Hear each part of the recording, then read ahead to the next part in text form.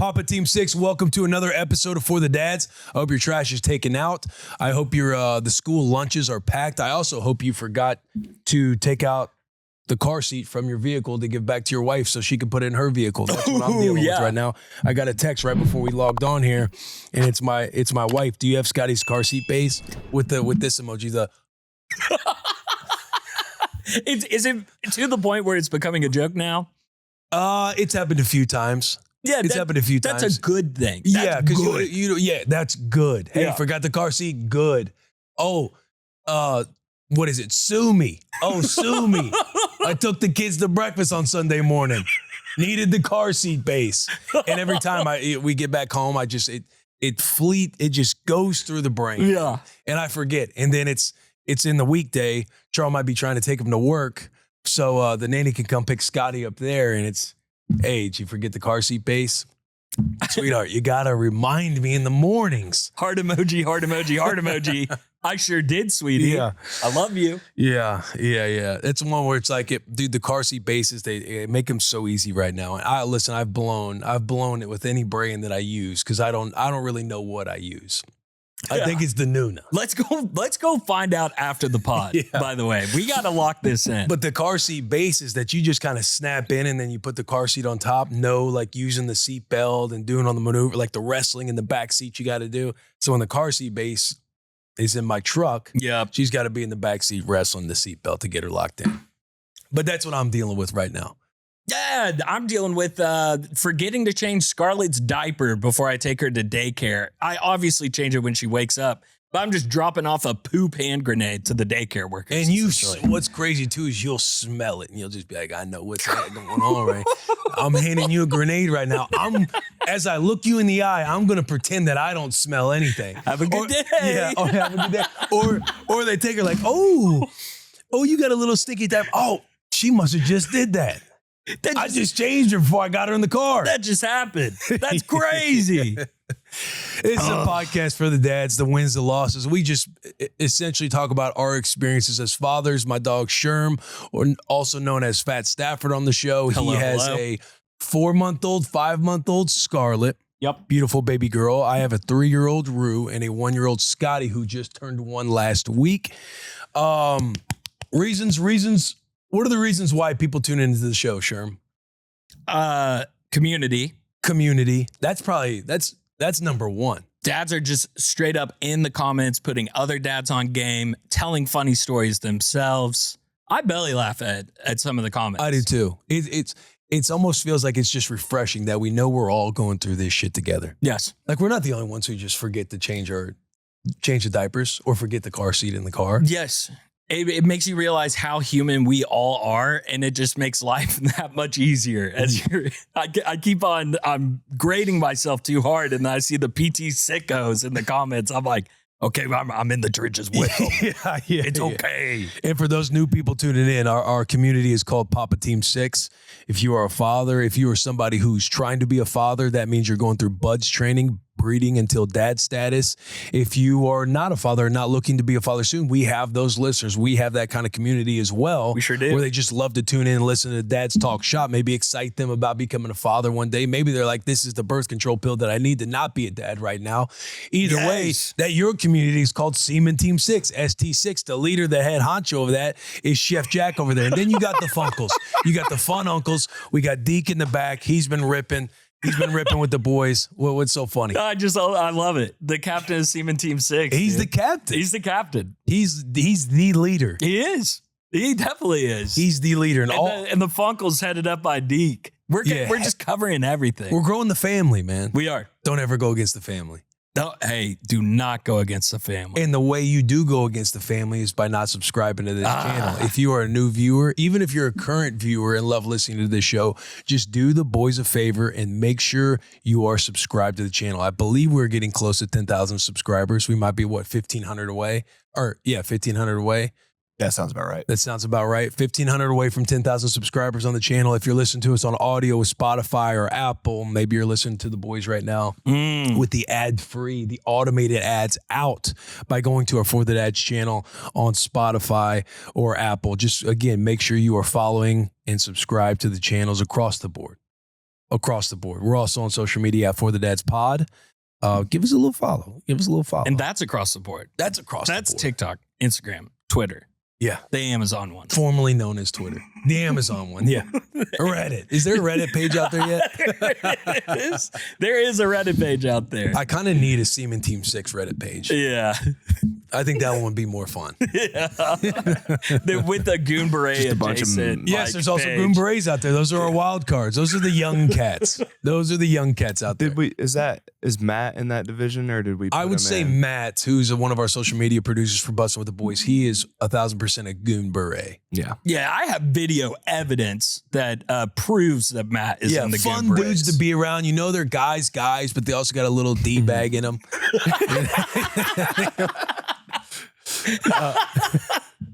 I could already see Matt's reaction. He's gonna go throw the hands up, make it way too dramatic. Oh, now they're talking about me on For the Dads. It's okay. He'll never watch this. Maybe his dad does. A quick thing while we're on this topic. Where's Jared Demon? Did we discuss this? Because he wanted to know where he fell in on stream. He did. He was very. He, unlike Matt, would watch this and would love to know, because he was already interested in, because we'll be on our Thursday night football stream. So anything we have going on with Bussin' with the Boys, say we're streaming, we'll have Papa Team Sixers jump in the chat and be like PT6 for life, or shout out PT6. So we'll start calling it out because we know what it is with Papa Team 6. Yeah. And then it piqued Jared's interest. Like, hey, what do you guys got going on? We were kind of breaking down the communities and the tiers to him. And I'm seeing all these sickos. Yeah, What's I'm seeing all these sickos. I want to be a sicko. Or like, you'd make a good sicko. He would. I personally think he's right now, he's in the Seaman Team 6. He's in the Seaman Team 6. He's got himself a lady. Yep. They live together. Yep. He's not in buds training. They're not, it's not like they're wanting kids anytime soon. So he's a prime candidate for Seaman Team 6. He's not a Goon Beret. He's more, he's matured out of the Goon Beret status. And I have evidence that he is full Seaman Team 6 from this past weekend. We did a little hangout with him and Mackenzie. That's right. In Franklin. He was talking big about how he did this weekend, and I don't lean it either way. About his performance? He was telling me about how well he did. So I'm excited to hear the truth. He did do one thing to help. He did more than one thing, but he did do one thing to help me on Saturday. And he looked at me and he goes, "Talk about that on the pod." And the difference, people might be wondering, like, you got a couple young cats, they're in their 20s. Yeah. What separates Jared from being Seaman Team 6 and Matt being a Goon Beret? Jared has his own responsibilities. He pays his bills. Matt sleeps. I think he sleeps on a race car twin with his parents right now. Like, he's ripping around. I know if he listens, he's going to hate hearing it. But to me, that's the separation of a Goon Beret and a Seaman Team 6er. No, I think he would fully agree. And when we told him that he was a Goon Beret, he got excited about being a Goon Beret. And I think that is a telltale sign of a true Gooner. Yeah. Of a true Gooner. And so I think he is not only happy to be in the Goon Berets, but he could be an early leader of the Goon Berets. Yeah. And they need one. Yeah, he could. You know who's going to love this breakdown? Rizzo. Oh, Rizzo. Rizzo's going to love this. Yeah, Matt's definitely Goon Beret. He's going to be sitting there sipping his coffee. I seen that kid's Instagram. I forgot my car seat base too, my truck. But that Matt sleeping on a race car bed. That son of a bitch. Yeah, them boys are funny. We kind of got off the rails there a little bit. Let's bring it back on. Ways to get on the show. Sherm said it. The reasons we love this community, or reasons we love this brand so much, is because of the community. We love engaging with the community. So if you leave comments across our social media channels or in the YouTube comments, we love shouting out people on the pod. You can also reach us by calling into a hotline, 601 The Dads, where we play a couple voicemails toward the end of the episode. We also read emails. If you are not able to call in because you are on international soil, we've covered that. 601 The Dads at gmail.com. You can shoot us an email. We will cover those things toward the end of the episode. And so let's just shout out some comments. Please. People that just love the pod right now.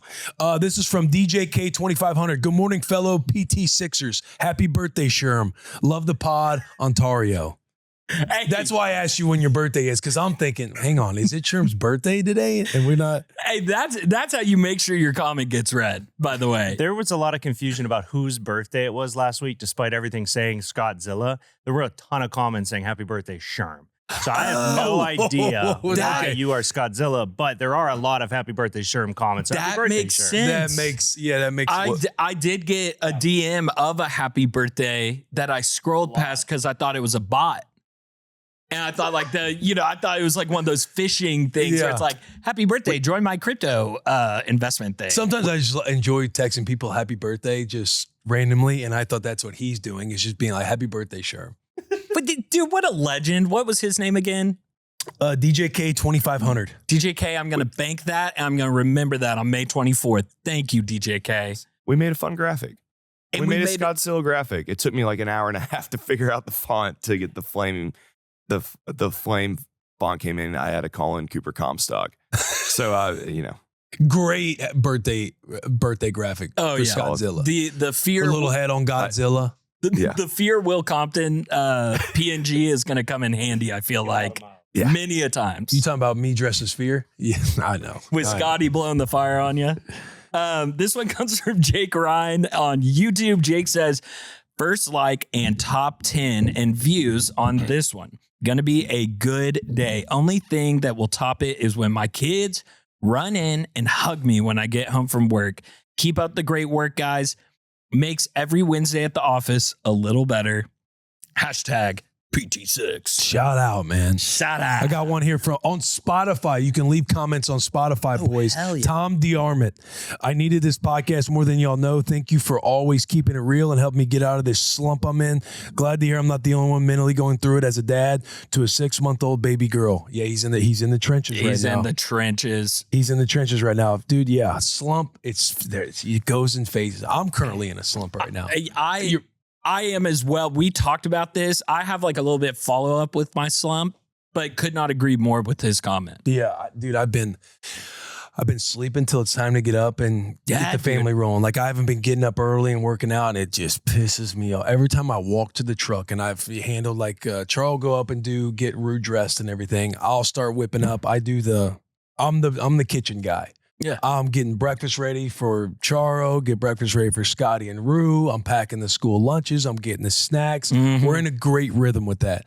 But I knocked that out of the park. And every time I walk to my truck with my backpack on, and it's about, this morning it was like 7:52 in the morning. Yeah. Walking out to my truck, looking at my truck, just sizzling internally. Like, bro, you've got to get your shit together as far as taking care of myself. It frustrates me when I'm not like on my routine. Yeah. So the slump I'm in, it's like the time change is getting a little colder. It's getting dark sooner. I tell myself I'm going to work out at nighttime when the kids go down. I don't do it. I talk myself into, hey, I got to study for football. I do study, but it's like I could get this shit in if I truly dialed it in and focused. And then I'm like, I'll get up early in the morning because I'm getting to bed at probably around 11 at night. I don't wake up at 5:45 or 6 a.m. I don't even snooze it. I just turn it off because I'm like, I know Charles is going to wake me up when it's time to get rolling around 6:45 or 7.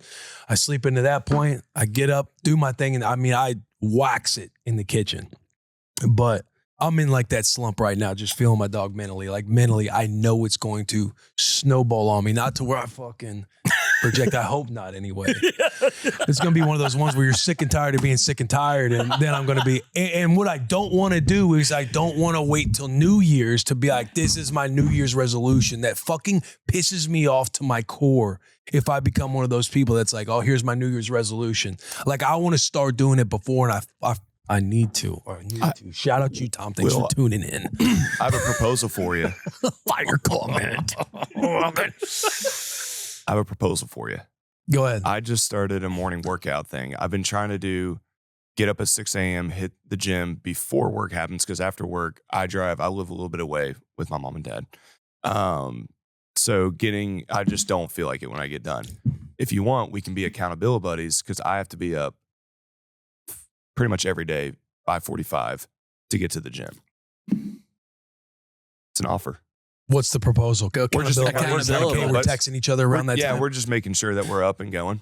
Yeah, I would love that. Should we all do it? I'd be down. Yes.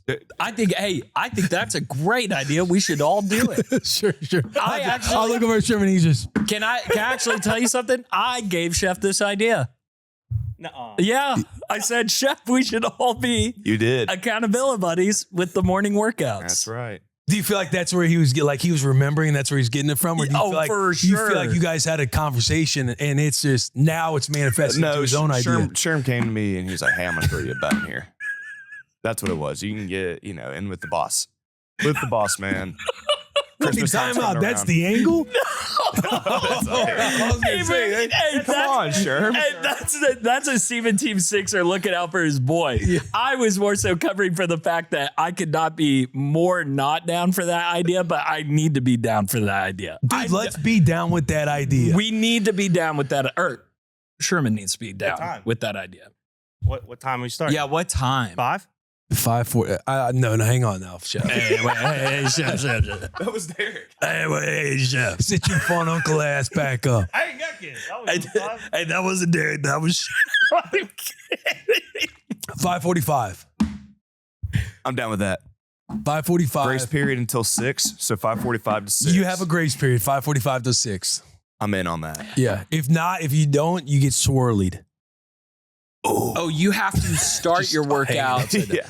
We're up. We're No, moving. just up. You handle Yeah. your morning routine however you want to handle your morning routine. that's sick. You cannot hit the group chat, but then just go back to sleep. Yeah. Oh, that would be. That'd be diabolical. This actually, But that's how we do it. That's Yeah. how we keep each other accountable. And maybe if the community, if they're like in with it too, like maybe we could just, whether it's a bat signal, we put up some GIF in the mornings that, yeah, Mhm. Like selfies out of the bedroom. selfies out of the bedroom. Oh, yeah, Little carousel. But if we just drop a certain emoji or a GIF or whatever it is, No selfie. and people can start engaging with it, whatever. That's the way we can all the community Yeah. be accountable. I do like that. I love And shout out Tom for bringing up this slump phase. We're all in the trenches together, bro. We are. I know he's got a 6-month-old at home, very similar to yourself. Yes. And that actually goes into a little bit of my schedule change stuff that I've been trying to implement for the slump. So I don't know why I'm fighting this morning routine so much because I'm kind of implementing it and I already love it. Okay. So we'll dive into that. We're diving into it. We'll dive into it. Barker on YouTube said PT sicko of 3-month-old baby boy already starting to teeth and crying uncontrollably. Good. Put on for the dads and he stopped crying immediately and was locked in on the pod. Much love, boys. Wolf emoji. Shout out to PT Sicko. Come on, Barker. We got one here from West Coast Savage on YouTube. First time listener, future long time listener. Ooh. Then EK chimes in, says great sewed. Let's go. That's it. That's all we got. That's just great sewed.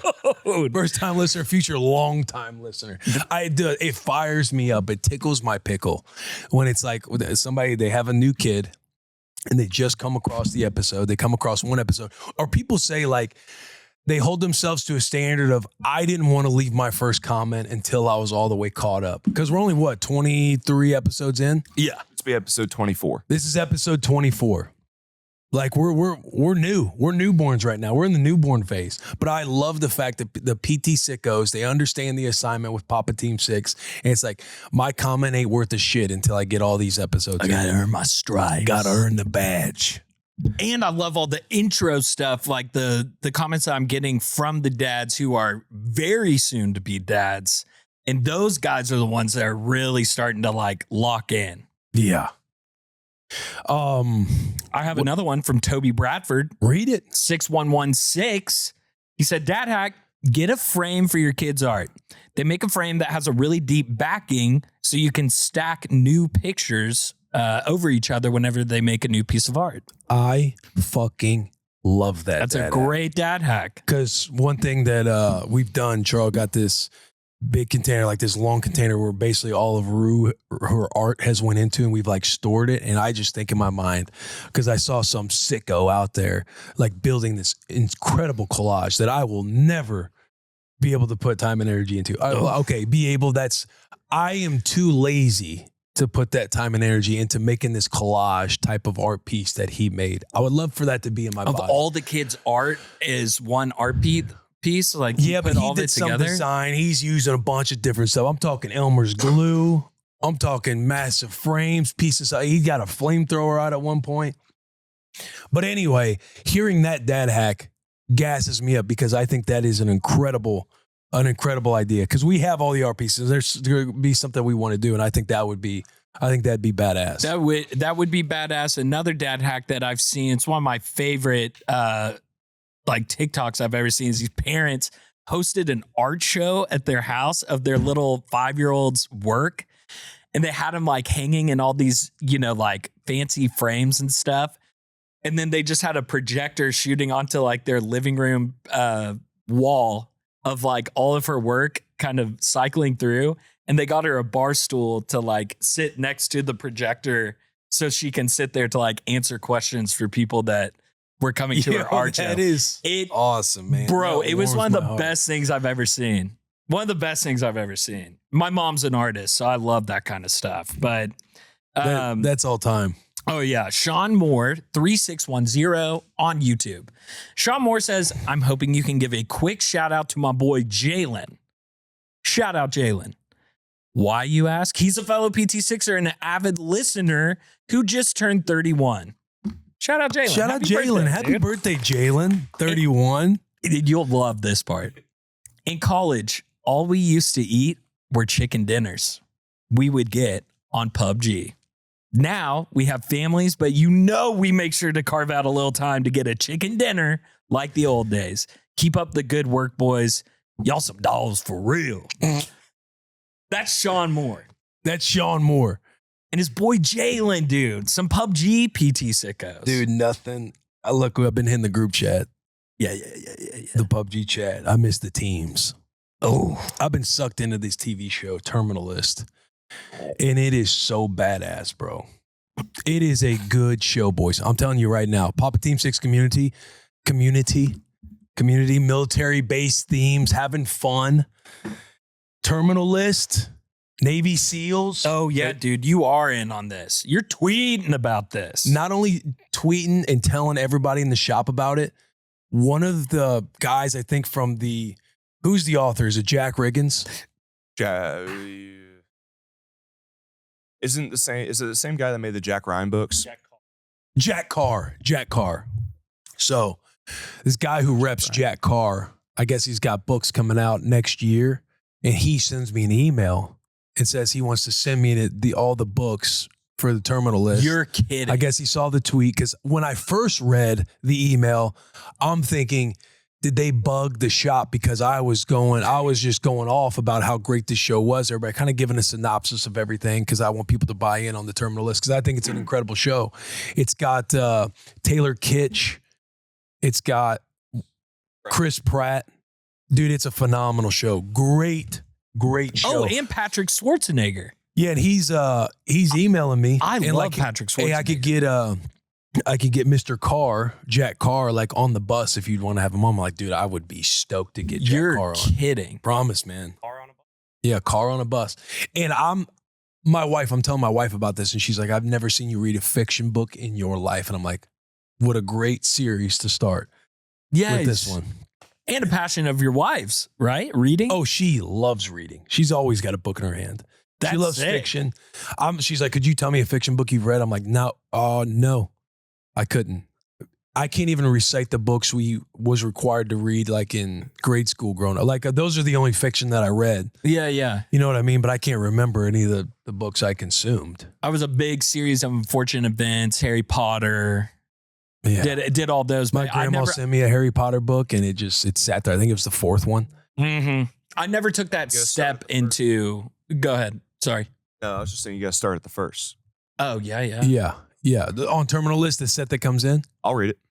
Yeah, I think I'm excited because I'm curious how they make another series with the way. So I watched Terminal List Dark Wolf first because that came out in 2025. And I was just kind of looking for a new show. Charles was she had a show she was watching. And I could tell a football game was on one night, and she's like, "You gonna go upstairs and watch the game?" I'm like, "Yeah." Like she's wanting to watch this show. But I was curious, like, what shows are out there right now that I consume? So I'm on Amazon Prime, and I see Terminal List Dark Wolf, and I see it's Taylor Kitsch and Chris Pratt. I'm like, oh, I bet this is badass. I looked up the Terminal List on Google, and I see it was a 7.9 on IMDb. That's good enough for Willie C to watch a show. And I'm thinking the Terminal List, and I'm marrying that to the Terminal List Dark Wolf. So I watched Terminal List Dark Wolf. This show is incredible. This show is incredible. Government, conspiracy, SEALs, CIA, like all this stuff. It's amazing. And I'm watching this and I'm typing in like, is there a sequel or anything else? I see that the Terminal List, the initial rating that I looked up, the 7.9, was from just the original Terminal List. There's one that came out in 2022 that was the sequel, or Dark Wolf was a prequel to the Terminal List in 2022. So I'm like, oh shit, I just watched the prequel. Now I get to watch the real thing. I watched that. The way that one ends, I'm thinking, how do you make a sequel off of that based on what happened? One of the biggest twists of my life. No spoiling. No spoilers. Biggest twist of my life, dude. But for any Will Compton sickos out there, I want to tee this tweet up that Will put out because I thought it was the ultimate Will Compton moment of all time. I love reading your tweets and your voice sometimes. Will has been around this office talking about the Terminal List Dark Wolf on 3 separate shows. I've heard him bring up the Terminal List Dark Wolf. Boys, you gotta watch it. To then read this tweet that was posted on November 14th. How come nobody ever told me about the Terminal List Dark Wolf? And now I'm learning that it's a prequel and that the original series dropped in 2022? Bro, I died laughing reading that. That was November 14th. The Terminal List in 2022 was done on the 16th. That's crazy. Binged it. You're talking about the late nights of not in my routine. I was up till 2 a.m. one night. I think I watched like 4 in a row, bro. Consuming this. How long are the episodes? Like 45 to an hour? Yeah. 50, 55 minutes. Yeah. 50, 55 minutes. I walked in yesterday. Me and G were excited to talk to Will because we're all Landman fans. Shout out Landman. Shout out Landman. And I was like, Will, we talked about this like the upcoming weeks. Like, hey, Landman's coming out this Sunday. And I was like, hey, Will, do you watch the new episode of Landman? He goes, no, buddy. Fully locked on this Terminal List show. You gotta watch it. You gotta fucking watch it, man. Maybe a little PT6 sicko watch party of the Terminal List. Yeah. It's amazing. It's amazing. I love finding a good show. So I love seeing you found something that you're truly passionate about. And that gets me stoked. No, this show. It's got you reading the original stuff. Like, that's awesome. It gets me reading these fictional books because it sounds great in theory. I'm more so fired up that the dude reached out. I'm communicating back and forth with him. Yeah. Feeling grateful that he wants to send me a set and potentially get Jack Carr on the bus because I'd love to pick his brain about what's in the pipe. Yeah. For the next series. Like, you got to make another one somehow. Maybe it's a prequel to the prequel where it's all based around their SEALs and their teams. Because what happens is they break off. Dude, you got to watch it. I will. I'll make that promise to you. I'll watch that show. Like the synopsis of the first one, the original in 2022. It's about this platoon of 12 Navy SEALs, this Navy SEAL team, one of the best ones, the elite of the elite. They're doing a mission in Iran. 11 of the 12 get taken out. Chris Pratt's the only one that survives. Okay. Well, there's another one that kind of survives. I need no further. I'm sold, and I don't say that like I don't want to talk about it. Let me tell you this part. Don't spoil it. I'm not spoiling it. This would be in the synopsis. They think it's a setup, and he's trying to put it to how he got set up, and there's so many different angles of where the setup could come from. I'm done.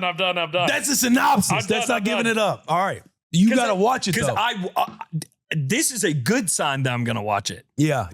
Dude, when there's movies coming out that I'm legitimately excited for, I don't even watch the trailer. Yeah. This is one where, as I'm reading these Grimm fairy tales to Rue while she's going to bed, and we'll get into Rue and these Grimm fairy tales in a second. We'll get into it. But I'm sitting there, and when I walk when I walk out of her room, I'm thinking, oh, it's time to go put on some Terminal List. And I'm like, go down. My wife's like, oh, you got to go study? And I'm like, yeah, I got to go study. And mind you, I do study. But once it's like 9:30 hits, I'll get in an episode. This was more so last week. Now I'm done with Terminal List. Both of the series are done for me. But last week, like, bro, I was putting in some hours because it had me captivated. It had me, right? Captivated. This dude is an insane badass too. Which one? Per his Wikipedia, Jack Carr is his pen name. His real name is George Peterson. George Peterson decided at the age of 7 when he found out about the Navy SEALs that that's the career he was going to pursue. He spent over 20 years in the Naval Special Warfare Command. There were 2 careers he wanted to have his whole life: Navy SEAL, author. This dude is like the baddest of badasses too. So it's not just some writer fantasizing about this stuff. He's lived this shit. That's amazing. And we're just podcasting right now. What's that got to do with fatherhood? What does that have to do? Glad you asked. You got to have a side quest in your life that you enjoy, that you feed yourself personally. Right now, when I'm down in the dumps, it's like I'll latch onto some more TV. Yes, dude. And I was talking with you. I desperately need to pour into me more. Like I feel very selfish saying that, and I feel very selfish in doing it. But I also realize with how much I'm like about work and Scarlett's life and all these things, like I need to have some balance for me. Yeah. And again, we've talked about it at length before on past episodes, but it's prioritizing it. Yes, dude. It's like sitting down and writing some shit out. And I'll write stuff out. I'll forget. I'll fall into the slump. But to me, my brain, for it not to sound selfish, it's like, how are you going to take care? If you're not taking care of yourself, how are you going to take care of everybody else? You'll take care of everybody else, but you have zero energy for yourself. At some point, it's going to come to a boiling point. Yes. It's going to be like, where's that come from? Where'd that attitude come from? What's going on? What's this? What's that? Dude, Jill and I had, and this might be like the ultimate segue, but I'm trying to stay on topic. Jill and I have like the ultimate vomit of emotion, and like I need support and I feel supported from you, but like just a reminder that we're a team. It was sick, dude. It was on Sunday and we went to Ruby Sunshine, had a great brunch, and we're walking around. And as we're walking around, we're talking about being in Nashville and being away from family and missing friends and being homesick and like finding our place here. And it's hard because we have Scarlett and date nights. We haven't been doing them. And it was like this, all of a sudden it kind of came to a head of Jill being like, Sherman, I know that you're feeling these types of way about yourself, because this is me talking like this. And Jill's like, I know that you're feeling these types of ways. Like, I feel that way too. And I feel like I don't get to voice that. Like you don't really ask me about that because you're feeling it. I'm also feeling that.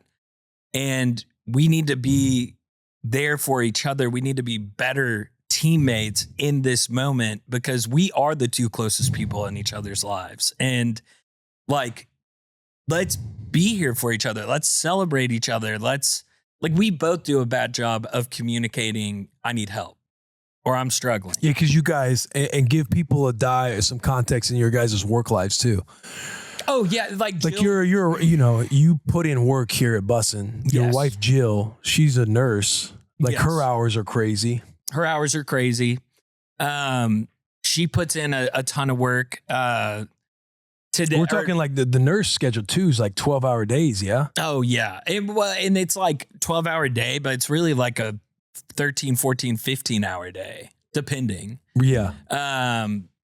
Yeah, and she's, her schedule's crazy. Like they switched her shift this week. So instead of Mondays, how I always take Scarlett in on Mondays, I took her in this morning, which I usually don't get here till 9. But I did the whole, I told these guys, I prepped them for it, that I was going to get up extra early, feed Scarlett extra early, and have everything knocked out before I even woke up Scarlett. So then we're ready to go. So I had that 5 a.m. wake up this morning, and it kicked ass. It felt good.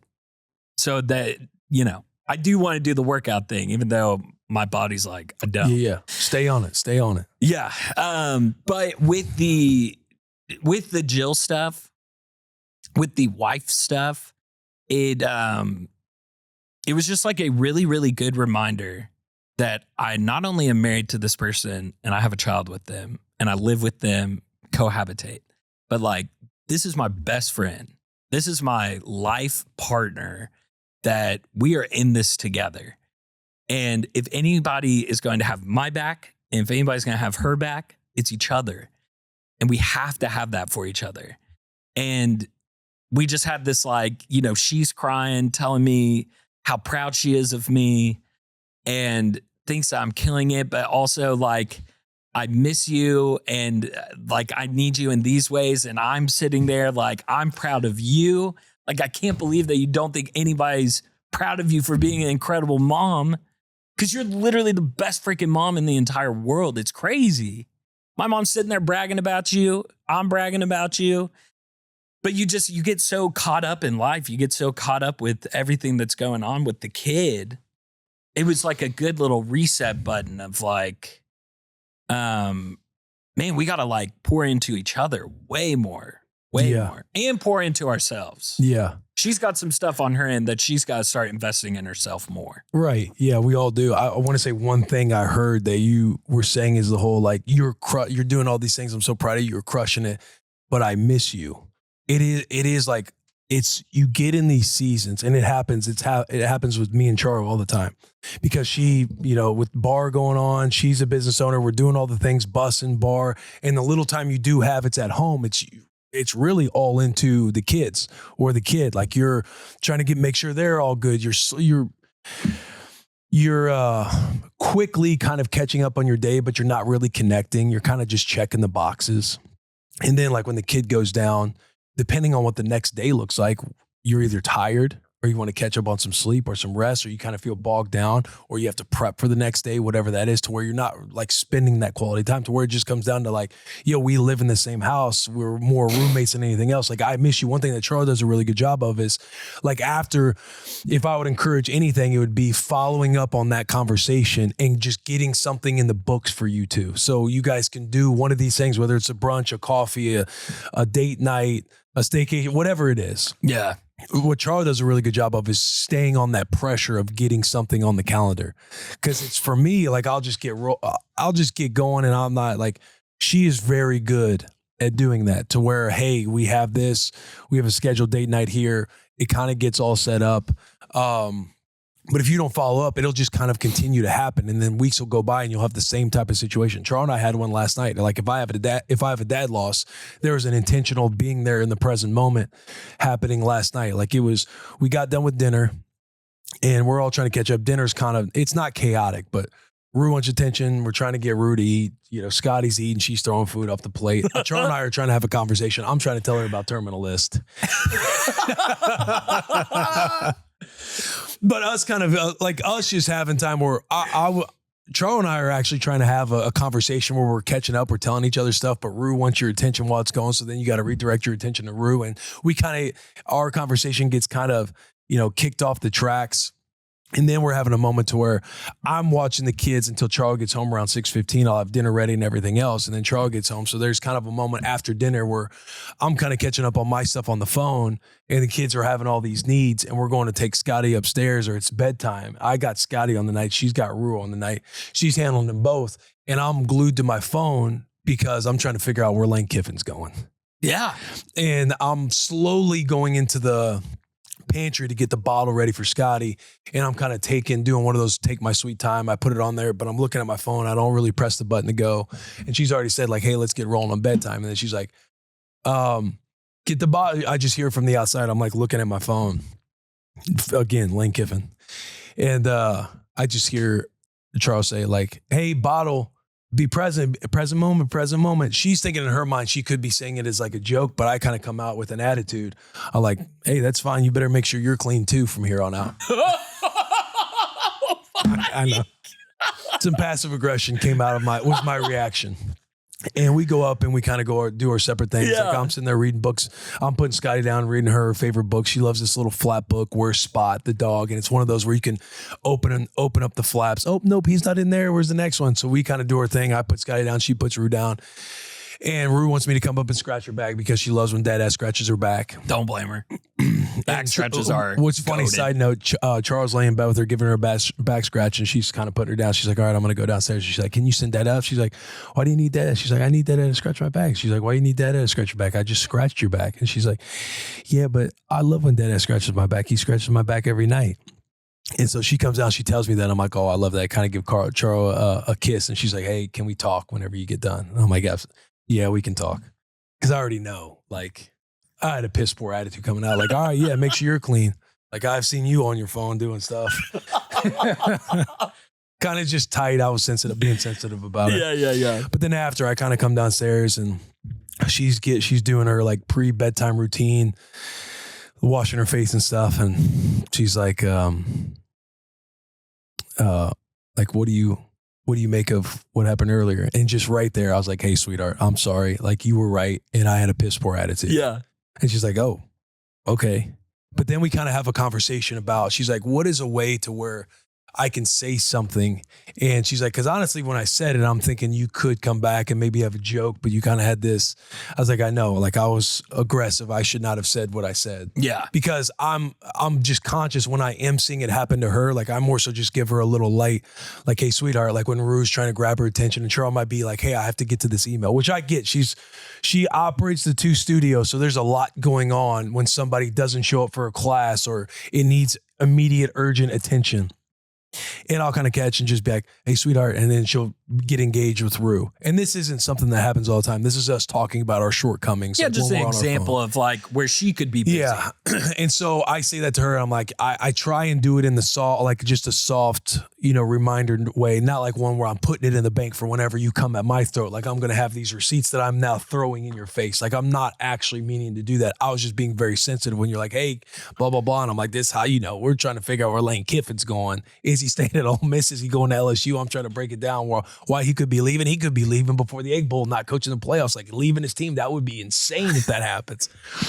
And she's laughing about it, but I was like, for me, if we just had like a word we could say out there to where it's almost a reminder. So it's like, hey, we need to be present in this, or we need our presence to be right here in this moment. Like, what if we just call each other Santa Claus, or we just say Santa Claus, or we both know what we're saying to each other and not doing it in a way to where she could be feeling something in that moment. And I'm taking it as her jumping at me when in her mind, she was thinking she was like kind of joking with me or thinking I was going to joke back to her. Like, hey, need your presence, need you to be in this moment. Yada, yada, on getting the bottle filled. And I'm just thinking, yeah, make sure you're clean. What's the Bible verse? Like the speck in your eye, you got a log in yours. You're throwing the sticks, but I got the stones kind of thing. Yeah.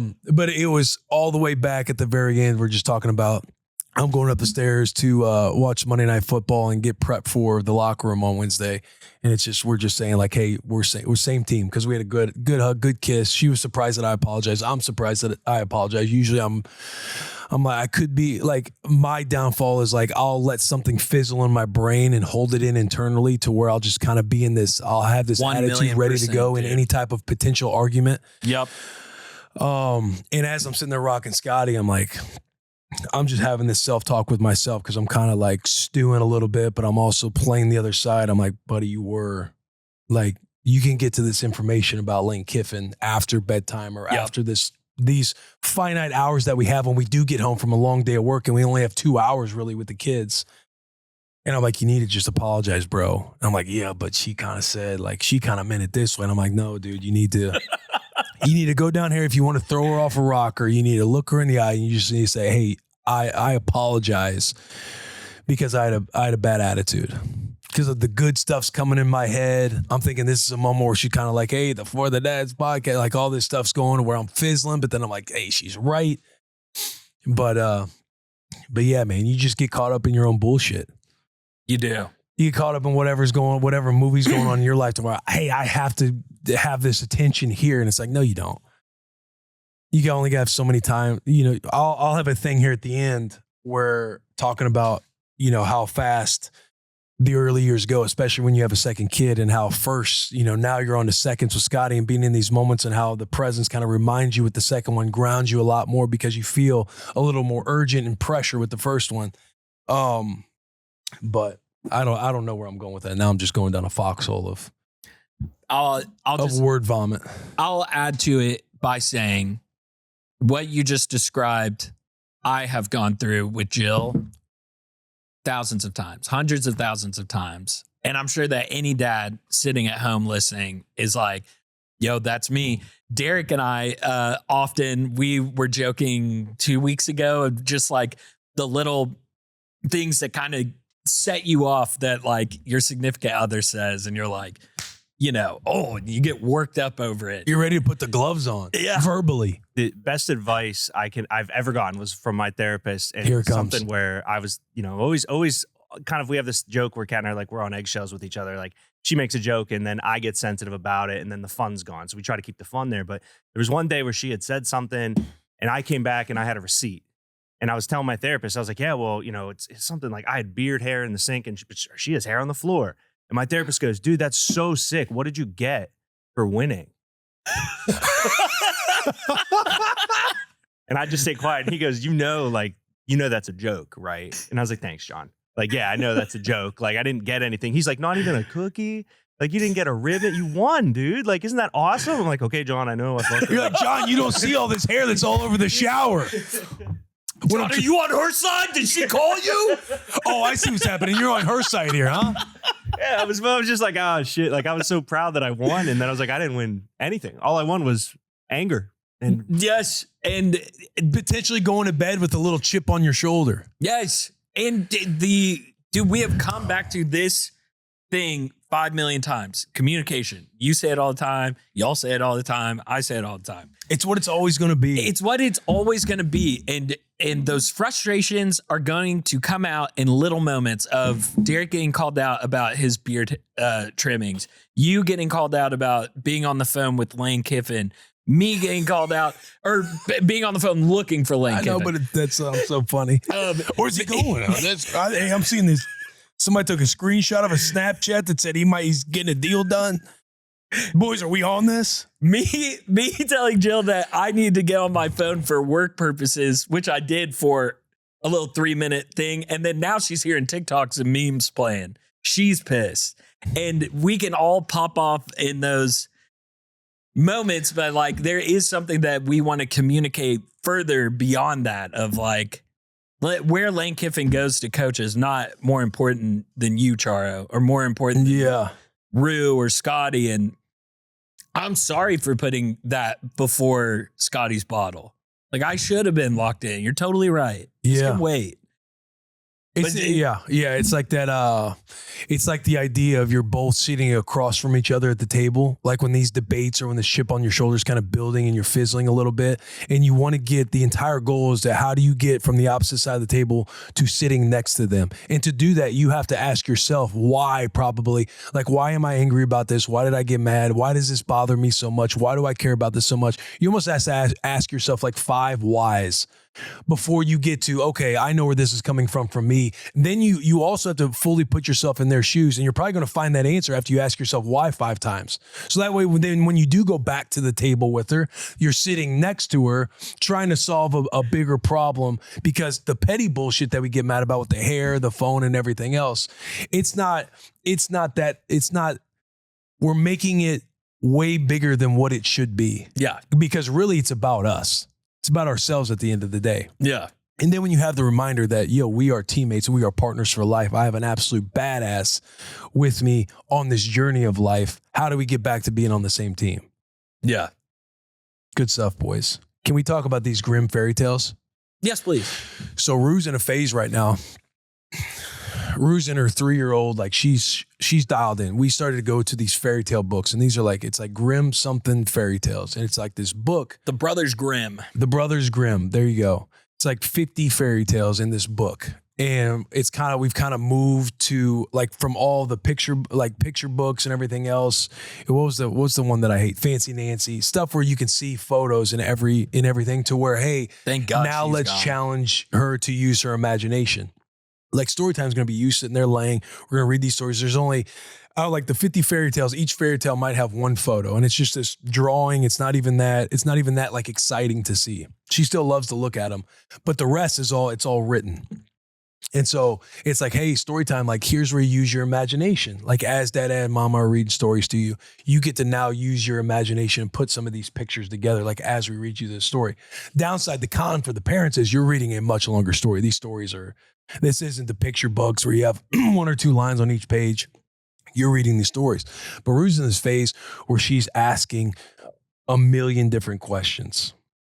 And these Grimm fairy tale books, it's wild. Like people are dying in every story. Like to where, there's this one where it's like Red Rose and Snow White. And they're in this little side quest. And there's this dwarf. And this dwarf stole a bunch of jewelry. He has this sack of jewelry in his bag, because he took it from some prince or some king who now has to be turned into a bear. But along the way, this dwarf, this angry dwarf, he keeps getting his beard stuck in stuff. He got it stuck in a tree. He got it stuck in a fishing net.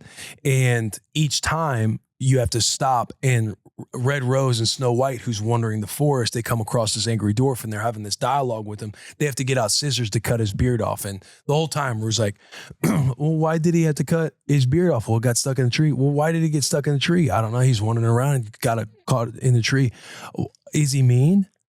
Well, I don't know if he's mean, sweetheart. We got to sit back and kind of read the story. I haven't figured out if he's mean yet. But why are they in the forest?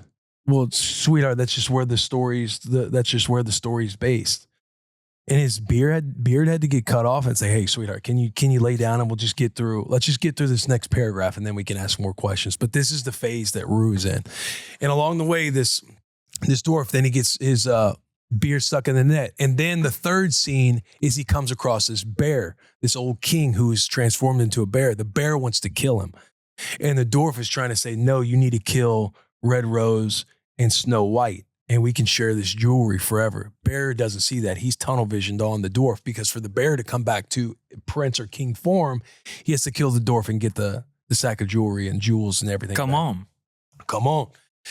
And so why do they want to kill the girls? Well, he wants to survive. We just found out he's mean. Yeah, we just found out the dwarf's mean. Well, why is he mean? Well, he just wants to survive and live. And you're trying to explain all these angles to where somebody's going to have to die in the story. Yeah. And the bear, disacknowledged, doesn't care about the girls, goes to, and this is written in there, the bear swings his paw so hard, the dwarf can't feel his arms and legs and eventually dies. And this is stuff that's like in the story. Yeah. Not red wine. This one's called the wolf and 7 goats.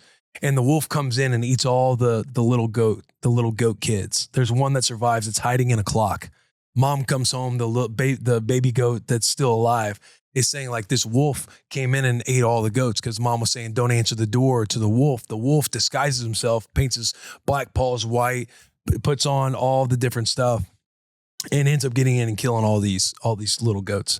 The wolf is outside sleeping by the tree, and the lone survivor is telling the mom about it. They go outside, they take a pair of scissors and cut the wolf's stomach open. Oh, that's right. Free all the goats because they were still alive. Yes. Yeah, free all the goats because they were still alive. Wolf is still sleeping. They sew his stomach back up with rocks in his stomach, stones in his stomach. So he thinks he's still full. He gets up, and since it's stones and not goats, he feels a little dehydrated because of how dry all the stones are. So he goes over to the well to get a drink of water, but he's so heavy, he ends up falling in the well, sinking to the bottom and drowning. And all the goats, imagine all the questions throughout that story. Oh, yeah. Yeah, the scissors, are the baby goats, are they still alive in the tummy? Yeah, they're kind of floating around a little bit. Well, can they breathe? Well, yeah, because there's a little bit of air on top of the stomach acid. And so they can still breathe. Why are there rocks in his? Well, because they're trying to make him still seem full. Why did he fall in the well? Because he's so top heavy, he fell in the well. Well, can he swim? No, he can't swim. That's why he sunk to the bottom and drowned. There were no rails, because in her mind, her swimming pool has rails to come out of. There's no rails. No, there's no rails. He doesn't know how to swim. No, he didn't do swimming lessons. No, he didn't do swimming lessons. Great question. Yeah, great question. No, he didn't do swimming lessons. Do you ever? This is the phase that I'm in with Rue, and I'm sitting here reading some of these stories. Like, man, should she be you know, should she be here? Because she'll get home and she knows she understands like good guys, bad guys. And she'll be like, Dada, we got to get the bad guy. Dada, tie him down to the floor. We tie him down. Dada, you hit his face and I'll hit his legs. And she's got a clothes hanger like hitting the ground where his legs are. Like, you get his face. I'm like, all right, I think he's done. We got him. Like, he died. Rue, it's a Hawkeye. Yeah. He's like, Dada, get his teeth, sweetheart. I think we've done enough to this. Man. You get his teeth, I'll get his ankles. Oh, we got to get his hands. We got to get his arms, his forearms. Got to get his knees. Get his fingernails now. Yeah. She'll be sitting there with a crown on. We got to get her into a dress. She's got butterfly wings on, just holding the hanger.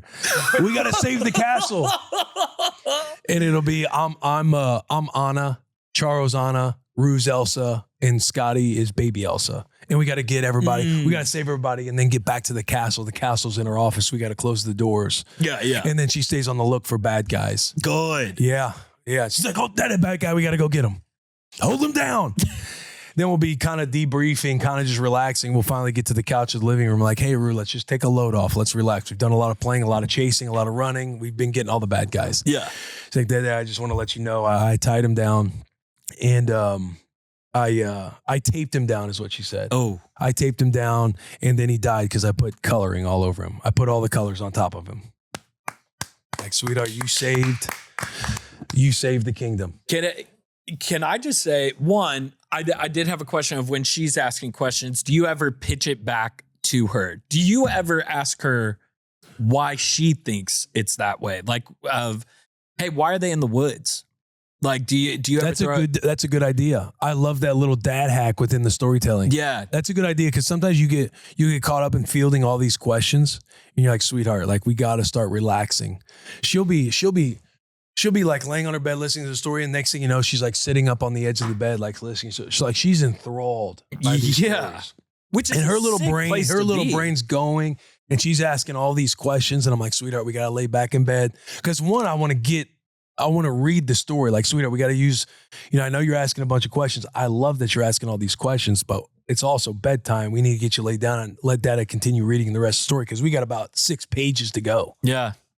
You know what I mean? But that's a great call. Yeah, well, I just thought that could be something fun to just like throw a question back to her and be like, I don't know, why do you think they're in the woods? Yeah. Be like, well, woods is where the animals are and there's a wolf. You'd be like, a great point, That's Rue. a good point. Let's keep reading and see if you're right. See what comes of it. Yeah. Or like, do you think he's mean or is he mean? I don't know. Yeah. Does he seem mean? Challenge her to use that creativity on her side. Yeah. I love that. Love that. That fits call. what you did with Rue in her outfit, where she comes down the stairs and you say, "Why'd you pick those colors Yeah. and things?" Yes. That's a very good connection. We've been doing a much better job with all that stuff. Like just holding in the first comment of, "Oh my God, you look so beautiful." Charles, she came out over the weekend. Was like, "Hey, brace yourself. Rue looks like a poodle." The way she made me do her hair, she had like a couple braids here, goes down into a ponytail. The ponytail is also a braid, and she wanted all these ribbons, all these bows just in her hair. Mm-hmm. She comes down. I'm like, I'm glad you kind of prefaced that and told me because it's not as bad as I was thinking, but yeah, she's kind of decorated like a poodle right now. That's so epic. Yeah. You were talking about the storytelling. You were talking about, I said, do you ever pitch it back to her? And there was one other thing that I wanted to say about the storytelling or the reading of books. Oh, the whole tying her, I tied them down. They're dead now, blah, blah, blah. Like, I know that maybe some people listening are like, I don't know how I feel about that. My personal opinion on it, I think it's pretty cool that a 3-year-old is starting to understand the concepts of life, death, bad guy, good guy. Like, Yeah. I think it is a good time for those types of story arcs and like real life things. Yeah. She's getting a small grasp of it, but she's getting a grasp of it. Yeah. I don't mind that it's happening. It's more of the shock as a parent when your first one is starting to familiarize themselves with those concepts. Yeah. And you just kind of feel out of your depths and like, should we be talking about this? Look, we got the story. Charles bought the book. Yeah. So I guess this is okay. This is on Mom. At the end of the day. Yeah. Does she know that we're pretty deep? Like we're talking scissors and we're cutting open stomachs of wolves. Like we have to read the story of the wolf just coming in and taking over the village and eating all the children. That's pretty cool, dude. Yeah, I think stepmoms, that's pretty witches, bad guys. Yes, dude. The only thing I don't like is how the king or the prince, they always get the girl with zero work. And now I'm starting to understand it as a girl dad. Like, yeah, some of these stories, I kind of hate them because it's not going to be some Prince Charming that shows up whenever he bedazzles you with something, you fall in love with them. That's how that shit goes. That's how that shit goes down, bro. Like, this dude ain't working at all. He's just the king and he's got the world. So he's like, hey, I want you to come back with me and be my wife. And she comes back with him. Because why I'm thinking, that's not how shit works. Stuff doesn't just get handed to you. Yeah. I'm excited for when those questions come. I don't know how I'm going to handle them, but I'm going to handle them. I think the king could have done a little bit more there. What do you think, honey? Yeah. That girl right there, Snow White, she's pretty weak mentally. This guy kisses her and all of a sudden she's going to get married to him. And she gets all goo goo gaga. Yeah. What do you think about that, honey? Yeah. I want to hear a little bit about Jared Demon, Seaman Team 6. We talked about it at the beginning and he said he did a couple things. Damon. Yeah, just get into the couple story tells. All right, so we went down to Franklin. First off, the Beemans. That is Mackenzie, Jared's girlfriend, and then Jared Beeman. They live together. They're just down the road from us. And I've been meaning to hang out with these guys, like purposefully hang out with them because of our proximity.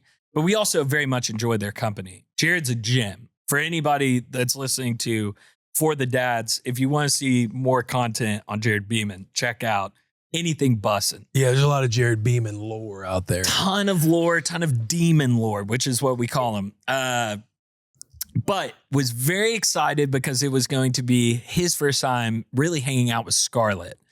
And so we brought Scarlett to Franklin. They had the best attitude because Scarlett was having a tough morning. We had to postpone departure time to Franklin, which ended up making us miss the Franklin Farmers Market, which was the whole point of us going to Franklin. But the Beemans had the best attitude ever. We got down there, grabbed lunch at Culinary Food Dropout. Is that the name of it? It's something like that. It's like Culinary Dropouts. Yeah. Fantastic brunch. But it was really a day that Jill and I got to let loose and we were having some drinks at brunch. Oh. We were walking around outside with like Scarlett in the stroller and Demon's like, hey, yo, can I help carry that backpack? Yo, can I push Let me know what you need, man. Let me know what you need. I'm here. Hey, let me know what you need. And he was being so helpful. Yeah, here you go. Go change your diaper. And I think did I tell this when we were recording of him being like, he helped with one thing while we were in Franklin. And he goes, yeah, make sure to tell him about that on the podcast. Yeah. Because what'd he do? I think it was literally like helping me hold the backpack. Like it was something he claimed small. to me was that he, and I don't want to quote him incorrectly, pushed the stroller the whole day. Or like he pushed did. the stroller a ton is how it was worded. He pushed the stroller a ton. He did. He helped with, hey, can I help carry this so you can concentrate on Scarlett? He was putting on a great display of being a Seaman Team 6er friend, but very much felt the pressure from Coop's performance, if that makes sense. Yeah. Oh. And it didn't feel fake at all. It didn't feel fake at all. Didn't feel performative? No, it did not. But you could tell there was some pressure there of like, hey, Coop set a bar. Yeah. And I need to make sure that when Sherman's on the podcast, it's not going to be like, well, Demon didn't do shit. Yeah. Demon stunk. But dude, it was a very great day from the standpoint of just a reminder to Jill and I that we can go out there and live life. We can hang out with friends. Seeing Scarlett interact with Mackenzie, she was obsessed with Mackenzie, just staring at her the whole time, wanting to hold her, wanting to hold on to her fingers. Seeing Jared, who Coop has identified as being a baby guy. He is very pro baby. He thinks babies are cute. He wants to hold them. Jared is not a baby guy, and he would tell you that. But seeing him throughout the day, and he even said something at the end of the day. He was like, yo, I kind of get like this whole baby thing. He was like, yo, baby's kind of ripped. Like, I can see why people have these. And like, So it was very fun to like kind of see him going into the day of like, how is this going to go? And then Scarlett had like an all-star showing. 0 cries, 0 blowouts, Love 0. to see it. So there, Jared's probably sitting there going, oh, Sherman's had 2 beers and now he's, having an espresso martini. And we've been going around all day and hanging out at all these little shops. Like nothing's changed for him. This is great. It's kind of a good life. Yeah, he's kind of You're ripping. doing a great job, indirectly recruiting a Papa Team Sixer. Oh, yeah. Oh, yeah. But, reminding him behind the scenes of like, hey, it is not all sunshine and rainbows. And this is quite literally my first drink, I think, in, 6 months, 7 months. But it was a good, that was a great day for me to get to kick back and. Yeah, let the hair down. Oh, dude. Feel the wind. Yes. And that day is what helped lead into that conversation that I had with Jill on Sunday. Tone setter. It was a tone setter. It was a complete tone setter of like, hey, we're in love. And like, we love each other. Let me mount you. We love having. I love you, baby. Hey, I love you, and I'm going to remind you tonight. I'm going to remind. Let me give you a little reminder. That shockwave opening night. Let daddy remind you real quick. But it truly was. It was just a reminder of like, we do love each other and we are together for a reason. Like we enjoy each other's company and we get to continue living life with each other. And it's not just a bunch of checklists of things that we need to check off of for Scarlett. Yeah. Exactly. Hey, Deke, we got to put the pressure. Chef, we got to put the pressure on him. Make sure he follows up. They get a date night logged in. We got to help our guy. We got to help our guy in the teams. Please. But I love that you were kind of recruiting a little bit. I love that Beemans getting in the mix. The Seaman Team Sixers as the captain back there, like fatherhood. It rips. It has its very low moments, but it creates a bunch of your best moments in life. And we actually just shouting out some more comments. We have some new dad comments. I got one here from Jonah Maggard on Instagram. Maggard. Doesn't matter what your name is. He's a PT6er. Been a short-time listener, but already addicted. As everyone else says, Wednesdays are now my favorite day of the week. I'm a PT6er with a 3-year-old and a 1-year-old. Both girls. Oh, shout out Jonah. My type of guy. Hashtag girl dad. I've been in the trenches since day one and hate missing out on any event or opportunity with my girls. They're my number one priority. Love that y'all can be so relatable, genuine, supportive, and other dads that have daily struggles. I personally struggle with the transition from 1 to 2 kids. Our first daughter is a big dad girl. It was hard for me to bond with the newborn girl for the longest time, especially since she was boob. Okay. But fast forward to a year later, and now we have a great bond, and I can balance time for both of them and still help mom out. Love what y'all are doing. Look forward to seeing what other dad hacks and advice y'all have. P.S. Our 1-year-old still isn't sleeping through the night, and I've been meaning to try the cabbage trick soon. If it works, I will let you know. Shout out Jonah. Shout out fatherhood. I go through the same stuff with my 1-year-old Scottzilla. We have a great relationship, but she's addicted to mom. She's addicted to mom right now. And we got another one here from Brandon K. Brandon Moffitt, maybe the K silent, 9 on YouTube. Fellas, got introduced to this spot by my buddy and wanted to get through all them before I commented. This guy gets it. He gets it. Happy to be here and happy to say I'm going to be a first-time dad to a baby girl in March. Ooh. Shout out Brandon. She's an IVF baby. Let's go. And we're so grateful to finally be parents. Thank you, Will, for sharing your experiences with IVF and all that comes with it. Stoked to be a girl dad and member of PT6. That's big time, boys. We're lucky to have you, dude. We're lucky to have you. Yeah, man. And shout out you and your wife in particular for the IVF journey. We got Anthony Patron 4631 on YouTube. Yo, Sherm, fellow PT6er with a 5-month-old and a wife who is a nurse here. And my wife's nickname is Jelly Bean. LOL. LOL. My Jelly Bean is also having a really hard time dealing with what she sees at work and relating it back to our daughter. Do you have any tips to share on things that have worked for your Jelly Bean? Would be awesome if she could talk about it when she's on the podcast. Love you, boys. You helped me through these first 5 months. First off, congratulations on the 5-month-old. And shout out. And as far as advice goes, I actually was taking the dogs on a walk last night and was answering some DMs. And a guy reached out to me, essentially saying that his wife is in nursing and also struggles what she sees at work. Being open, Anthony, being open with your wife to have those conversations and talk through those things with your wife, but asking her the questions that will help prompt that. Instead of just expecting her to bring it to you and then you have the conversation and be open to have it, ask her some questions that kind of like help open the floor for her of like, how was work? Blah, blah, blah. Do that as like your first kind of, hey, how was work? See how she answers that. And then, do you see anything hard today? Were there any kids that were just like kind of breaking your heart, etc.? And giving her the opportunity to go, oh my gosh, you know what? There was this one and da-da-da.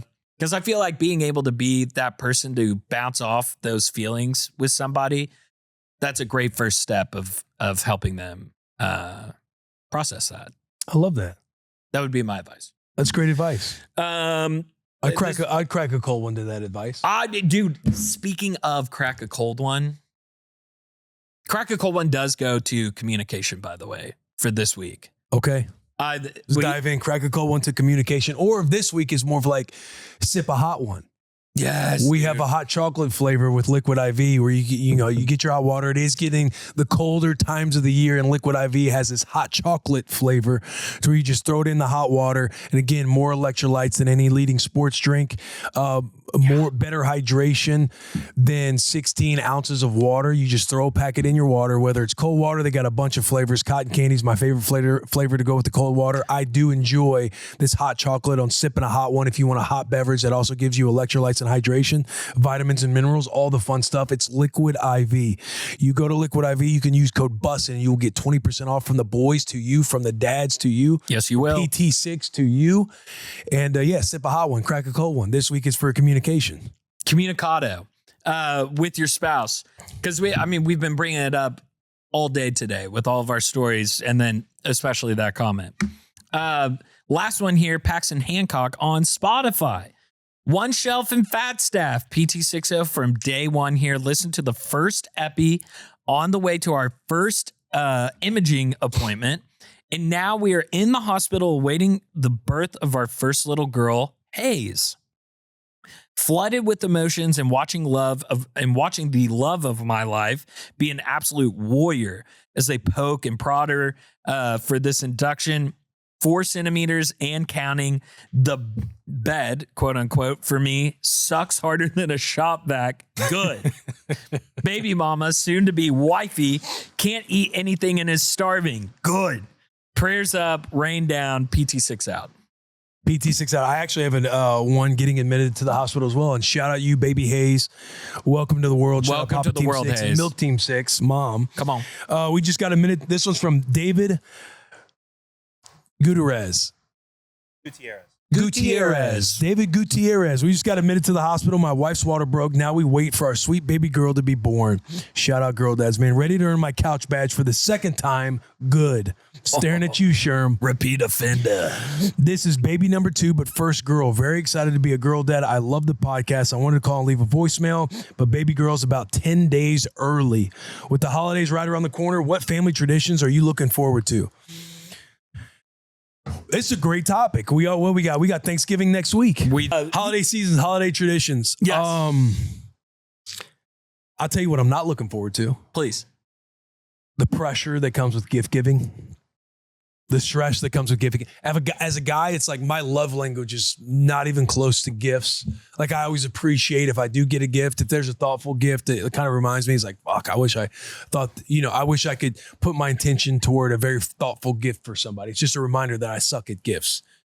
And so the stress of Are you talking about to Charo, or are you talking about in general?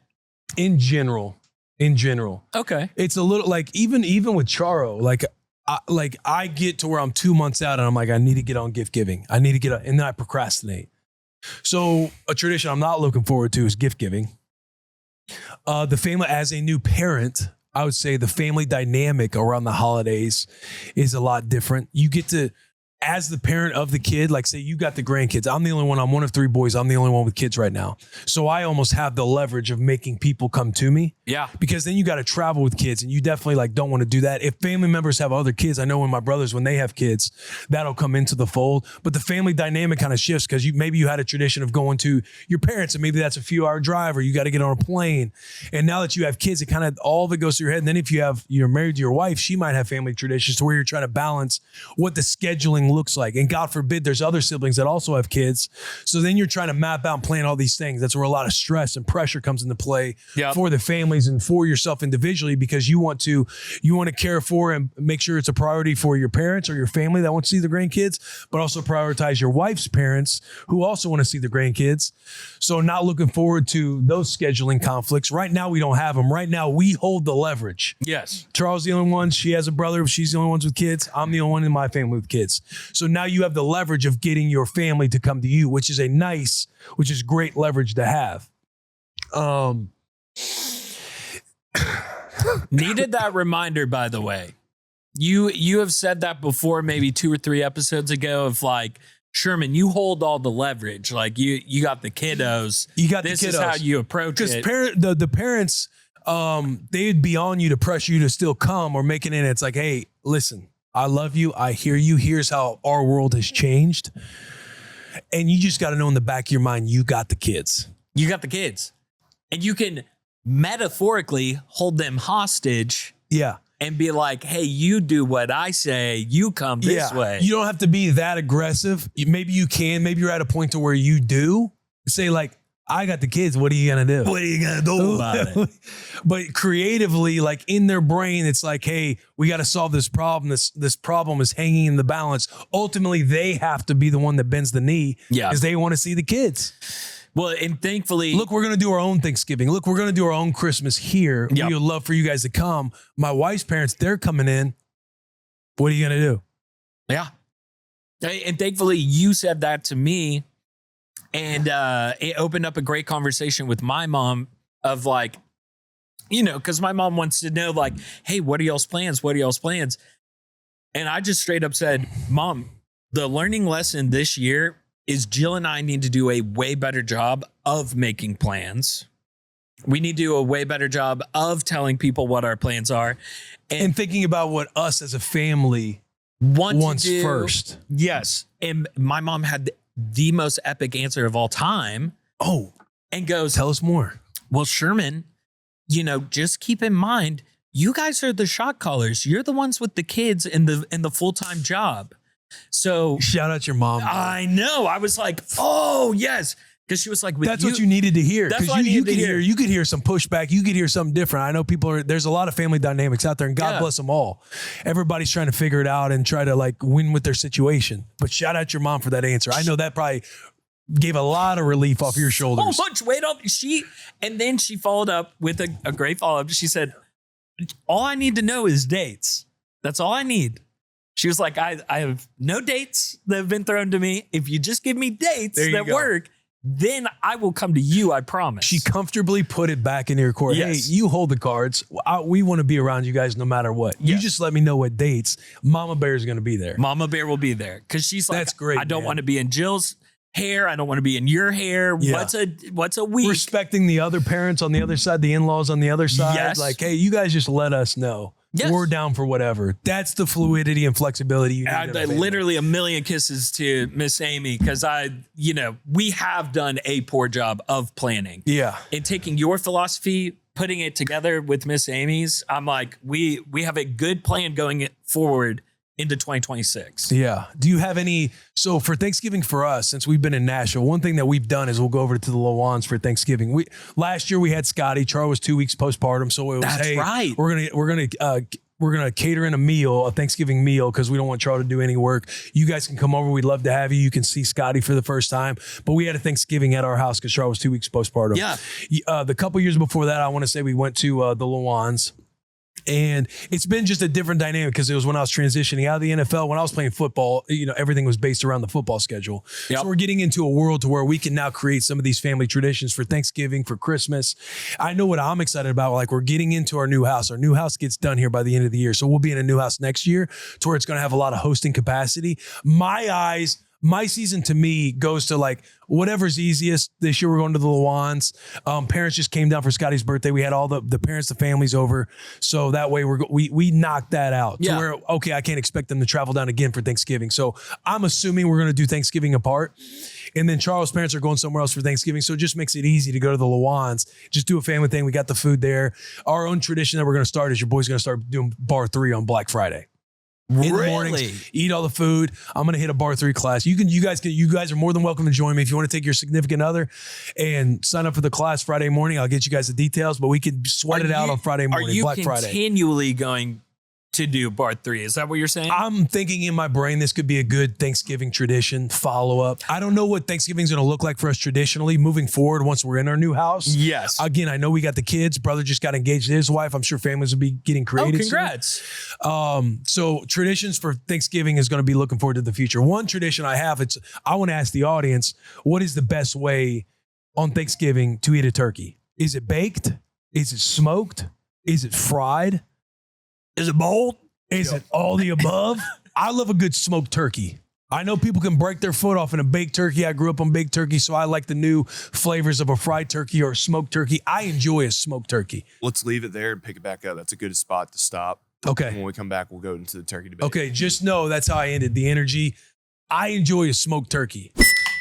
All right, we're going to take a quick potty break. This potty break is presented to us by Olipop. Sherm, did you know that there's a new Olipop and SpongeBob collaboration going on? Absolutely. I've had a few. They are fantastic. It is known as the Pineapple-iest soda from Bikini Bottom. Pineapple Paradise, the juicy pineapple with a splash of mandarin, pure liquid joy, just like SpongeBob himself. And I think we could say Sherman Young as well. Oh, wow. There's collectible cans, 5 limited edition SpongeBob can designs hidden in each 4-pack. Each pack's a little treasure hunt.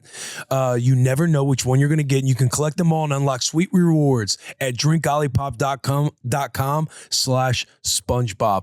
I used to be a soda fiend. Soda fiend as a young pup. Yeah. Even growing up, like, not I'm in my adulthood, I don't drink soda as much because of all the sugar in it. But every now and then, I like the soda carbonation, the soda fizzle. When I came across Olipop, this is soda, but healthy. There's a prebiotic that supports the gut, 9 grams of prebiotic fiber, only 2 to 5 grams of sugar per can, Sherm. Yeah. It tastes like soda, but it's actually good for you. They have a flavor lineup that is off the charts, and it pisses me off because they don't even mention the 2 best ones. But here's the flavor lineup. Vintage Cola, Classic Root Beer, Cream Soda, Orange Squeeze, Dr. Goodwin, Lemon Lime, and more is what this says. Now, the 2 best, and one that has came across my desk, and it might be number 1. I just don't want to emotionally put it at the very top. Put them on game. It is climbing rapidly because everybody knows my favorite is the classic grape. We had a caller that call in last week and talk about how much he was like, holy shit, boys, this classic grape. Let me tell you, the apple crisp will knock you off your feet. Or crisp apple. Is that what it is? Crisp apple? Because I had to do a quick Google because I don't know if you saw on Instagram, and this may be diving into something for an ad read, but Olipop called me out because they were like, you've never had classic grape. I was like, never had it. They're like, you got to have it on the show. You got to start getting in with the Olipop. But you can get $2 off a 4-pack Olipop at drinkolipop.com/bussin'. Works on any flavor of 4-pack, including the SpongeBob at any retailer. Olipop is sold online at drinkolipop.com, and you can get it on Amazon, and it's available in almost 50,000 retailers nationwide, including Costco, Walmart, Target, Publix, Whole Foods, Kroger, and H-E-B. And Olipop, listen, I will have a classic grape and a crisp apple on camera this week. That is a promise because I told him I wanted to save it for a special occasion. So you go ahead. We got more to get to. We got more to get to. What else is great for special occasions? Like holidays. Cozy furniture. Ooh, you nailed it. It is Wayfair. Yeah? Yes. It's Wayfair. It is Wayfair furniture. Wayfair, cozy furniture. And they have a lot more than just that, Will, especially around the holidays. They are the one-stop shop for decor, for furniture. Maybe you're going to be hosting at your house and you need some kitchen utensils. You need some stuff to kind of spice up your event space, your home, as you're hosting family for the holidays. The holidays are here, and get what you need fast with Wayfair. From bedding and linens to decor for every room in the house, Wayfair is the one-stop shop. Last-minute guest prep? Refresh your guest room with bedding, throw pillows, and accent chairs for way less. Why is Wayfair the best place to get gifts? It's because they have fast shipping for last-minute decor and hosting essentials. That's for gifts, too, and that's important for the dads. Those last-second gifts, I know I'm forgetting stuff left and right. We're gonna forget stuff anyway. It's gonna be Christmas time. We're gonna be saying, hey, gifts on its way. Oh, yeah. Hey, honey, did you get anything for the girls? Yeah, I got it on Wayfair. It's coming tomorrow. But that's literally what I'll say. It's coming tomorrow. It's coming from Wayfair. For the kids' room, maybe you want to refresh it. Get some exciting holiday decor. You can even get a Christmas tree. I was looking on Wayfair this morning. They have a really good Christmas tree selection. So if you subscribe to Christmas, maybe get your tree on Wayfair. Wayfair makes it easy to tackle your home goals and your gift list with endless inspiration for every space and budget. Head to wayfair.com right now to shop all things home. That's WAYFAIR.com. Wayfair, every style, every home. Is it Wayfair, every style, every home? Is that what they do? It may be. Am I making that up? You might be. Let's get back to this episode. Yeah, we're wrong. What did I say earlier? Yeah, you say, hey, listen, people break their foot off in a roasted turkey. But I like a smoked turkey. How do you guys do your turkey? Yeah, I like a good smoked turkey.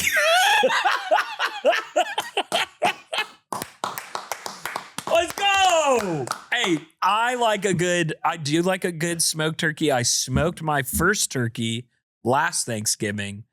I think I told this story on the podcast, but Jill's stepdad just cutting into that thing and taking the first bite and giving me the look of approval. Not only the look of approval, but the head nod. Oh, just the aura of that smoked turkey going in your mouth, bro.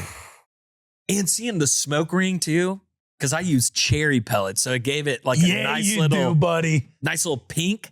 And when you're cutting it, you go, oh, my bird has a little pink on it. Oh, it's not cooked all the way. That's the smoke ring. That's really, hey, shut your punk ass up. You knew the smoking birds, aren't you? Chef, what are you? Oh, so Chef Jack, this is a dude who can sling it in the kitchen right now. Yeah. Where are you going with your turkey? Chef. I am a bake and roast traditional, by the book, the way our founding fathers intended it to be. That's how I am. OG. We did a smoked turkey 2 years ago.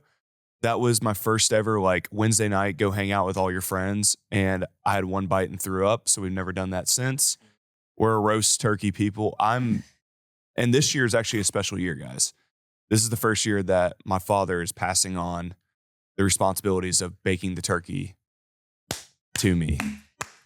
And see, my hairline looks terrible right now, but I'll go ahead and take that off and give a clap for that one. Hey, that's a true Seaman Team Sixer right there. That's a captain. That's entering into PT6. He's taking the right steps. His girlfriend is hearing, oh, Dad's handing me the reins on turkey duty this year. Buddy, pressure's on. I think I'm going to film it. So if you guys want to see that, I can film it and edit it together and show you guys how I'm going to do it. Love that. But I'm traditionalist. I'm in charge of the gravy. You ever take it outside and roast it over a fire?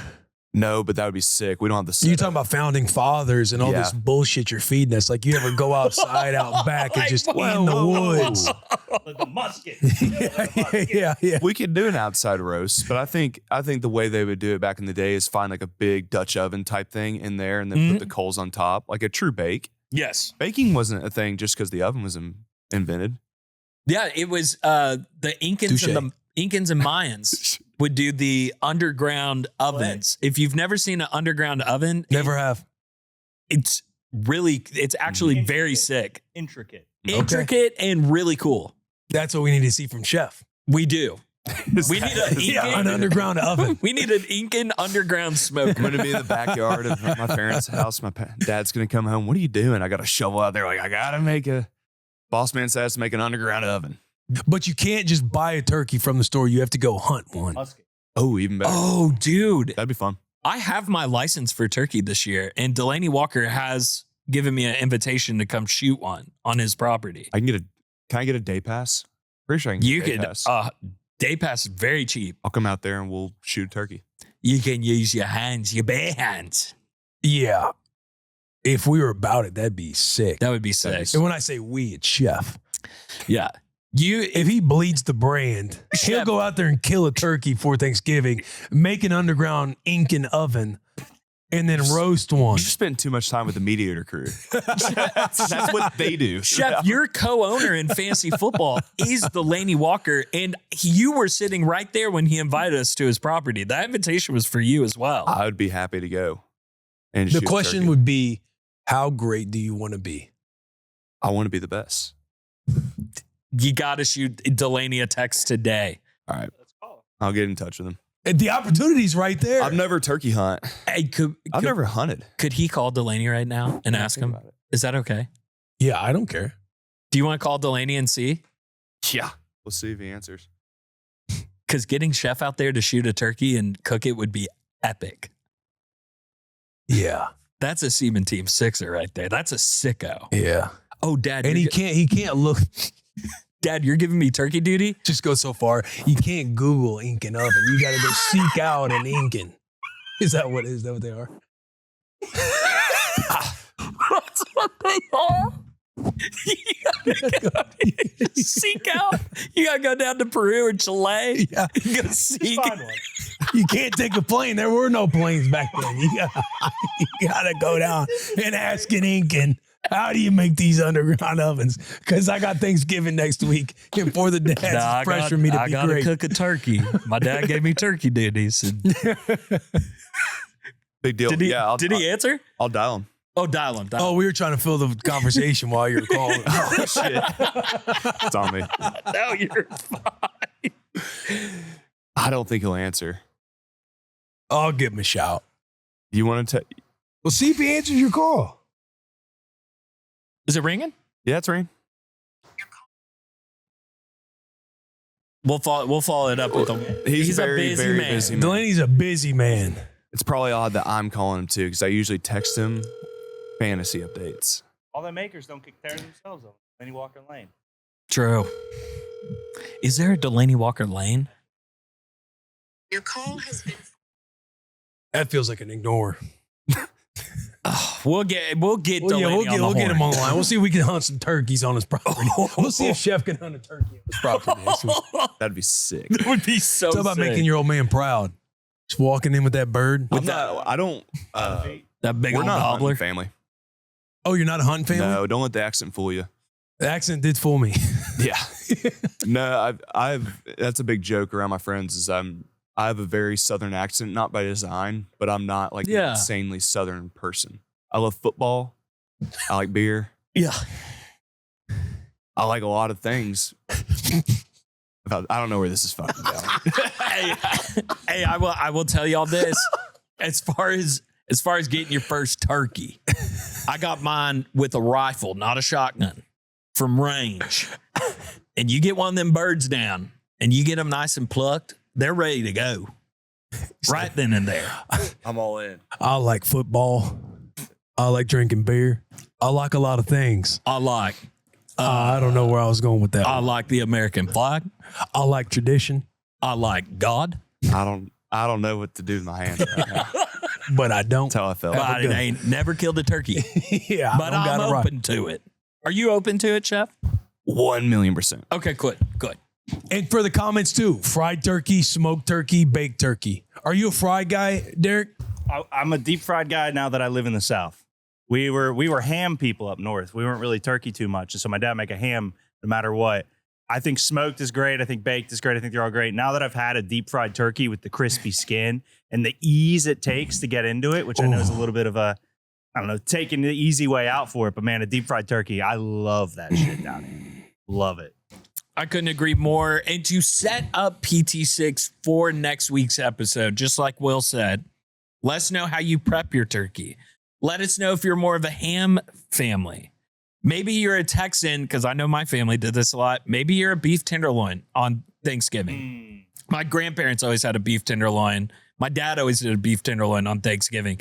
Leave in the comments what's the meat that you're going with, and hit us with some of those sides, because we're going to do a full breakdown next week. Full breakdown of what's going to be on the plate. Yeah. We need videos of dads making turkeys. Now, I'm thinking of going to Taylor's, but I just might make a smaller turkey and smoke it up. Yeah. That would be fun. Get the monarchs on the feet. Safely. Yeah, we're talking about Monday next week. We're trying to save Monday of next week, like in the evening, for some turkey shenanigans. Turkey shenanigans. Because I might throw a bird on Monday morning, let it smoke the whole day, low and slow. Hey, by the way, Sherm, I just want to tell you look good in that merch. I know people have been asking where they can get for the dads, the Christmas theme merch, the holiday merch. There's a new line out right now at bwtb.com. It is out now, so now you can go shop till you drop. Get ready for holiday season, man. If you're a Milk Team Sixer, get your hubby. Hey, get your hubby some of this nice For the Dads merch, or For the Dads merch. Get your hubby some of this merch. That's another comment, and I'm not trying to force anything on this podcast. I had multiple dads, but a ton of Milk Team Sixers saying, where's the Milk Team 6 merch? Where is it? You keep talking about it. You keep acting like you're excited about it. But where are the results? I don't see anything on the website for the Milk Team Sixers. I think you and I may just have to put our heads together and design something for the moms. That's the problem. Like, I feel all of those questions are justified. Yeah. And we operate this business, but they have to understand, just like their husband, just like all the men in their life, it's a bunch of dudes operating this business right now. We're excited about it. We're talking about going to Delaney Walker's property to go shoot a turkey last second right before Thanksgiving. The chances of that happening. We get excited about stuff. And that priority is over Milk Team 6 shirts right now. Does that paint a picture for you? Yeah. You have these grand ideas, and then the weekend comes, yes. Football's on, and the Bud Light's out. Buddy, wait for off season. Yeah, Milk Team 6, just wait for the offseason. You're talking about Milk Team 6, where my wife's on my ass for Lane Kiffin news. Yeah. My wife's on my ass because I still haven't got the little cage for our dogs. They got to sleep in kennels now. Yeah. Well, when can we get your focus for Milk Team 6 merch? Tell me where Lane Kiffin's going, and I'll be able to direct my attention there. Tell me where I can get a kennel where my dog's not going to freak out and have PTSD throughout the night. And then we'll get the Milk Team 6 shirts. I do have a what are the odds that I forgot to do last week, and then we can jump into emails and calls. Yeah, sounds great. Okay, this was a huge thing on the stream. This happened on the stream 2 weeks ago. And Milk Team Sixers, speaking of, here's a really fun prank that you can pull on your husband. Jill did not have the intention of pulling a prank on me, but she texted me a year from the day that we found out that she was pregnant with Scarlett by sending me a picture of a bunch of positive pregnancy tests. And just left it at that. It was just a bunch of positive pregnancy tests for about 25 seconds, followed by a year ago today. And buddy, those 25 seconds. Bro, you were pacing. You were starting to sweat. Sherm goes, oh my God. I'm sitting there seeing 6 positive pregnancy tests. Here we go again. I mean, thank God I'm on a dad podcast, I guess. I don't know. Yeah. Buckle up. Buckle up. Because this one, unlike Scarlett, was not planned. Like this falls Especially it up. before you got to the weekend, before you got to the conversation on Sunday, all the stressors going on. You got pregnancy tests popping up right in front of your face. Literally just sent me this. And I know right below it, it says a year ago today. That was not there when that image first came through. I replied with, "You just scared the fuck out of me." Holy shit. She replied, "Ha ha ha. Oh, Sherman." Like, Oh, that's just Sherman. crazy that I freaked out. You are silly. No, silly Sherm. So the what are the odds is, what is the chances? What are the odds that you have a child born on the same day as your first child? Do y'all want to go ahead and take a guess at those odds? Set some parameters. Say, Yeah, Derek. I just want. Are we setting some parameters? What are we giving you? we're just saying giving them an plus- answer Derek, or you're- guess a I percentage, just want right? to say, I think I won last time, and there was a lot of anger towards me There- for winning. Okay, No. There's a comment that broke down the math. Will I will say No, Yes. no. Yes. He's talking about one fucking comment. that Will- had mathematical equations in it. they did. They proved mathematically that Derek was close. No, he wasn't. Yes, it was. No, you weren't. Yes, it was. No, you weren't. Is this a percentage? This is a percentage guess. Oh, this is gonna be another fiasco. I would say 0.00273. Locked in. 0.00273. I'm gonna go 0.25. So you're 0.25. 0.25. Yeah. 365 days in a year. 0.25%. Go ahead, yeah. 0. Sorry. Is this assuming that the couple tried to have kids on the exact same day the first one was born? This is the odds of your second child being born on the exact same day. But that Not that you're trying for it, but just what are the odds of that happening? 0.025. Okay. And Oh, just, okay, fuck. just I'm to assuming you're a reiterate, coward. They're doing the deed on the same day. just to reiterate, you are saying 0.025%, not 0.025. Correct. Okay. 0.50. 0.50%. Yeah. It is 0.01%. There's a 0.01% chance. You won. You said 0, right? I said 002. So yeah. 0.25. So it was Chef. Maybe. Maybe. Yeah, till your fucking commenter, your burner account. Comes in and says, "Hey, here's the math. This is what's going on." But that was your What Are the Odds brought to us by FanDuel. Thank you, FanDuel. Oh, thank you, FanDuel. Let's get to the hotline again. If you want to be featured on the show with a voicemail, just call into 601 the Dads, and we will read your voicemails in real time. They will be recorded, but we will feature you on the show. And you can also. By the way, my old man, he DM'd you not too long ago saying he wanted to send in a voicemail, but you never responded to him. He felt like I needed to handle that. Oh, no. Yeah. On Twitter or Instagram? Who knows? That's the Duke of Bonterre. Yeah, that makes me sad. I'll find that. Okay. I'll find that. And that's an apology not only to your father, but to PT Sickos. I took not a true sabbatical, but I really tried to chill on social media and like being on it when I'm at home. I need to prioritize time reaching back out to these PT Sickos. They're sending me some really cool stuff in the DMs. And I did some last night, and it's always fun, dude, getting to read through those. Yeah. I forget that those are there. I need to dive back into that. So please tell Billy I'll tell Billy. that I will find that, and we're going to figure it out, and we're going to get him on the voicemail. Okay. Saying, Derek, we should have an episode where it's just all of our dads do a call-in. Yeah, that'd be fun. That would be- that would be would like be- a fun special episode where we'll dedicate like half the episode to it. That's what I was thinking too. Good Father's Day episode. We have one titled Ah. Okay. Just Ah. Yo, what's good, boys?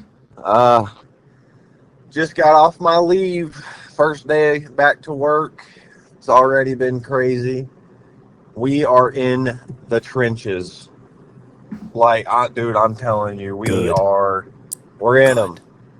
3 to 4 times last night. I just wake up and but it's a beautiful cry. And you know what I said? I said, good. Good. I'm glad that I didn't get enough sleep. And I had to drink a freaking cold brew this morning. good. You know, he's already pooped on my wife's hand about 3 times. Good. Embrace it. You only have about, 2 years of this, and it's over. So I'm excited. I'm pumped up. Got home from the hospital a few weeks ago, and now we're back into the swing of things. I'm actually heading to work right now, but love you boys. Hope to hear back from y'all on the show soon. Shout out, man. You're in the trenches. Look, Scottie right now at 12 months old. She's a year old. And I'm wondering if there's a 12-month sleep regression out there. Because there's a few times over the weekend, we didn't get a whole lot of sleep over the weekend because she just, I don't know if it's like the separation anxiety when she wakes up, she realizes mom or dad, mainly mom, isn't there. Like she's been clinging to mom. But I'm talking just yelling, bro, screaming. Oh, no. I had to go in there on Sunday night 6 times. And after the last time, I hear her screaming and, I'm laying in bed and I just let it go. She probably screamed for like 30 minutes. But they say and her rhythm would go down to where she's falling asleep. A couple minutes go by to where I'm getting in that light sleep. And then I just hear it again. I'm just like, Scottie, Joe, just go to sleep, sweetheart. Go to sleep, man. She just kicks back the into minute, it. I'll go in there and I'll try and pat her and soothe her without picking her up. So it's not like, creating that comfort if she has to be in somebody's arms all the time. Yep. And I would get her to go down. And 2 out of those 6, I would say, I picked her up and she immediately goes to sleep when you pick her up. So it's like this, what is it? What's the word I'm looking for? This, like the clinging. Oh, you're just trying to break the clinging, like the contact. So yeah. The contact, needing the contact to be picked up out of the crib to go to sleep. I'm like, we can't have that. You got to break it. Like it's always been a mission. Just you're leaning on other things where they can help self-soothe themselves back to sleep. And she's been a stud at sleeping, dude. Yeah. So for whatever reason, I'm like wanting to look up, is there like a 12-month or a year sleep regression? Because I'm just like, bro, she's had us in hell for a couple nights. Last night she did phenomenal, thank God. But it's like an hour into her sleeping, and then after the hour in, like every 30 minutes, she'll just get up like screaming or upset about something. Like, sweetheart, just go to bed. You know how to do this, bro. There's your llama right there. There's all your stuffies. Yep. Snuggle up to him. Go back to sleep. I know 4 months is a big sleep regression stage. That Scarlett has somewhat hit, but it's really just kind of turned into her like waking up super early now. Yeah. Like she's still sleeping, but she's like waking up super early. And this dad, he remained anonymous, but what he'll learn is the next stage, which I kind of loved, is when they are crying in the middle of the night and you go in, like Will is talking about for any new dads, they'll say, instead of picking them up, because then you'll have to pick them up every time. Right. You set the standard of just going in there, placing your hand on their stomach or on their chest and just kind of lightly rocking them back and forth. And you could do a nice little like, shh, shh, or you could sing to them, whatever you want to do to put them back.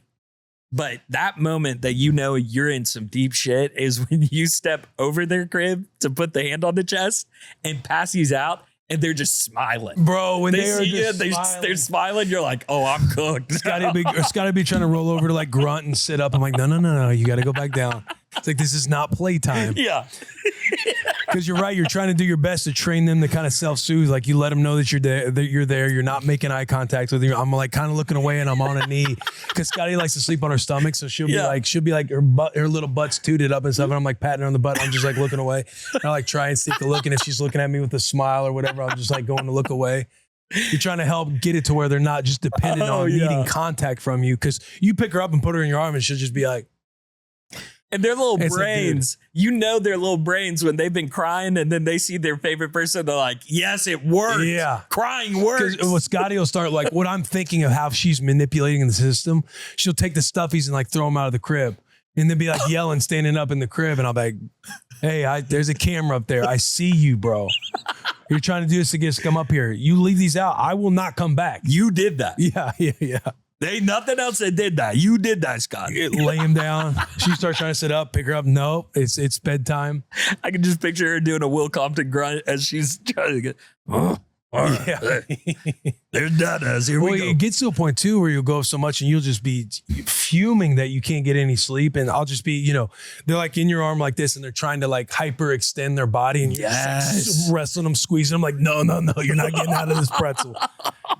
You just be sitting there shaking them, patting them extra hard. You are my sunshine, my only sunshine. Like waterboarding them with the passy. Like they'll be like, ah! And you'll be like shoving it in their mouth.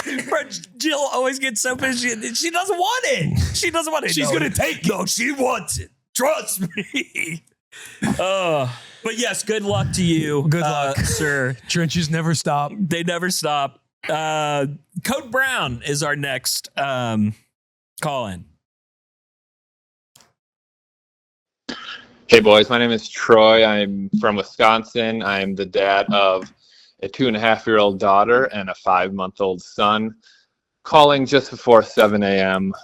Central Time, just before the kids wake up. I got a couple minutes of peace and quiet. Just wanted to share a funny story that just happened this past week.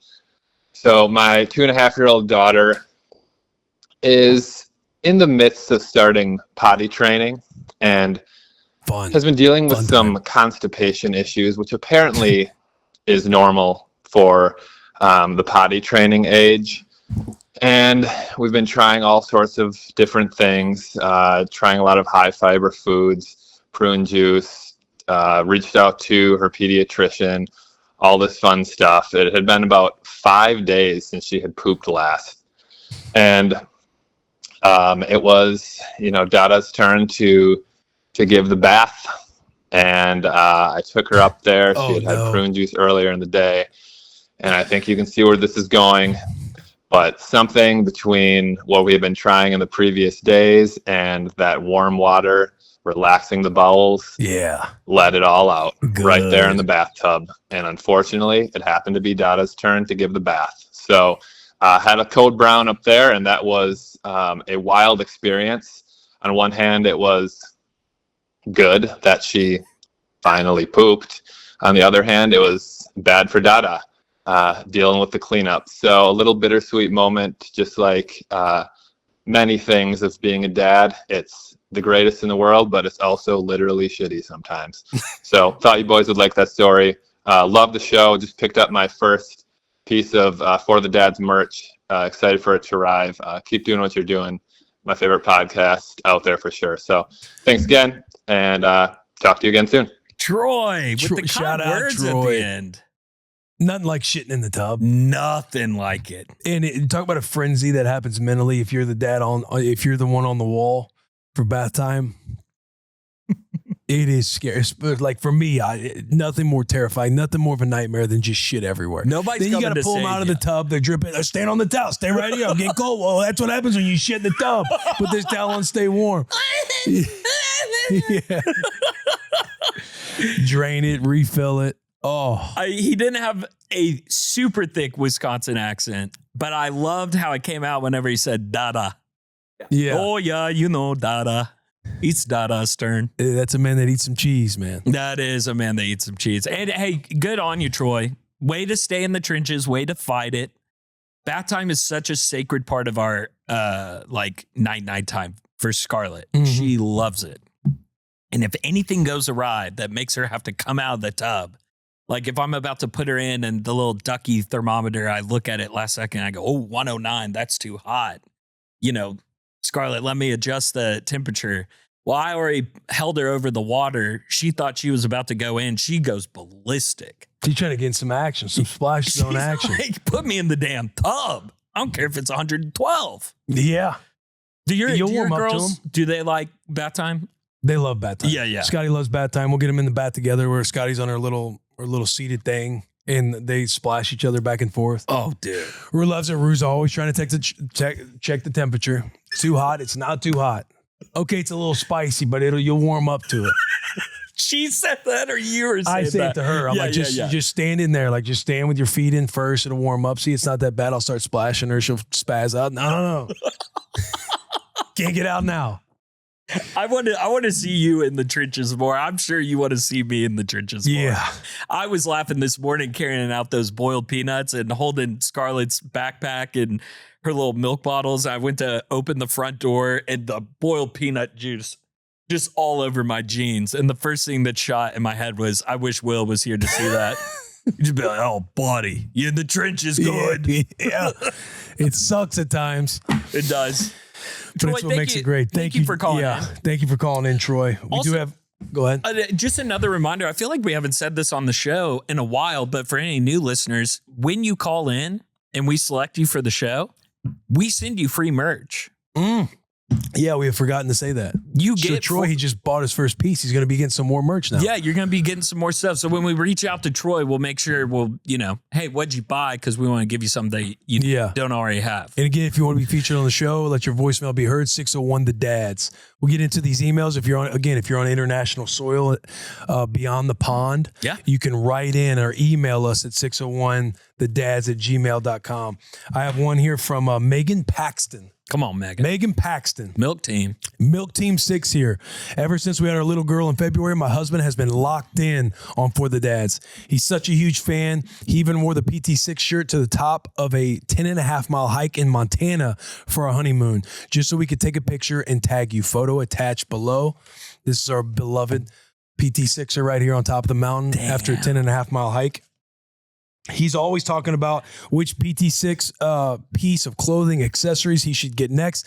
He's been trying to get me to listen to an episode, which happened to be the one where you share of Jill's sweet treat and Sherman's misunderstanding. Olipop and Chobani sweet creamer. Let's just say obsessed is an understatement. No! I have had one of these drinks every day for the past 10 days. I've tried 5 flavors so far and am definitely planning to try more. Classic grape is in the top 3. So shout out Jill, because this drink is seriously phenomenal and something I look forward to every day now.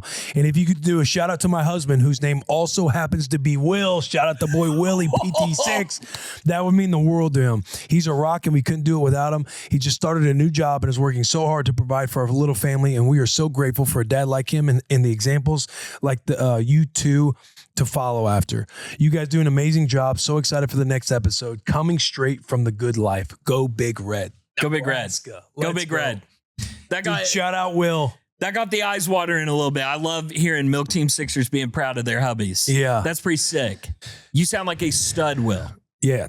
I mean, Will. He's going. I mean, come on. Keep crossing it. Top of a 10.5-mile hike, mountain in Montana. Honey, get a pic of this. Yeah. Now he wants Willie pictures. One-Shelf ain't climbing up here. Now he hasn't wanted pictures our entire relationship, but now all of a sudden he wants pictures. And again, I talked about it on social media. They're now a proud sponsor For the Dads. We're trying to get the Olipop Team 6 drink made. Olipop continues to show up. They continue to show up. Classic grape, her top 3. You got one right now. I got one right now. Crack it open. This is your first taste of a classic grape, yeah? This is my very first official sip. You should feel a lot of pressure. Of a classic grape. Olipop. Here we go. Oh, you have a classic grape too? Cheers, my friend. We got cheers. That won't Hey, cheers. Cheers.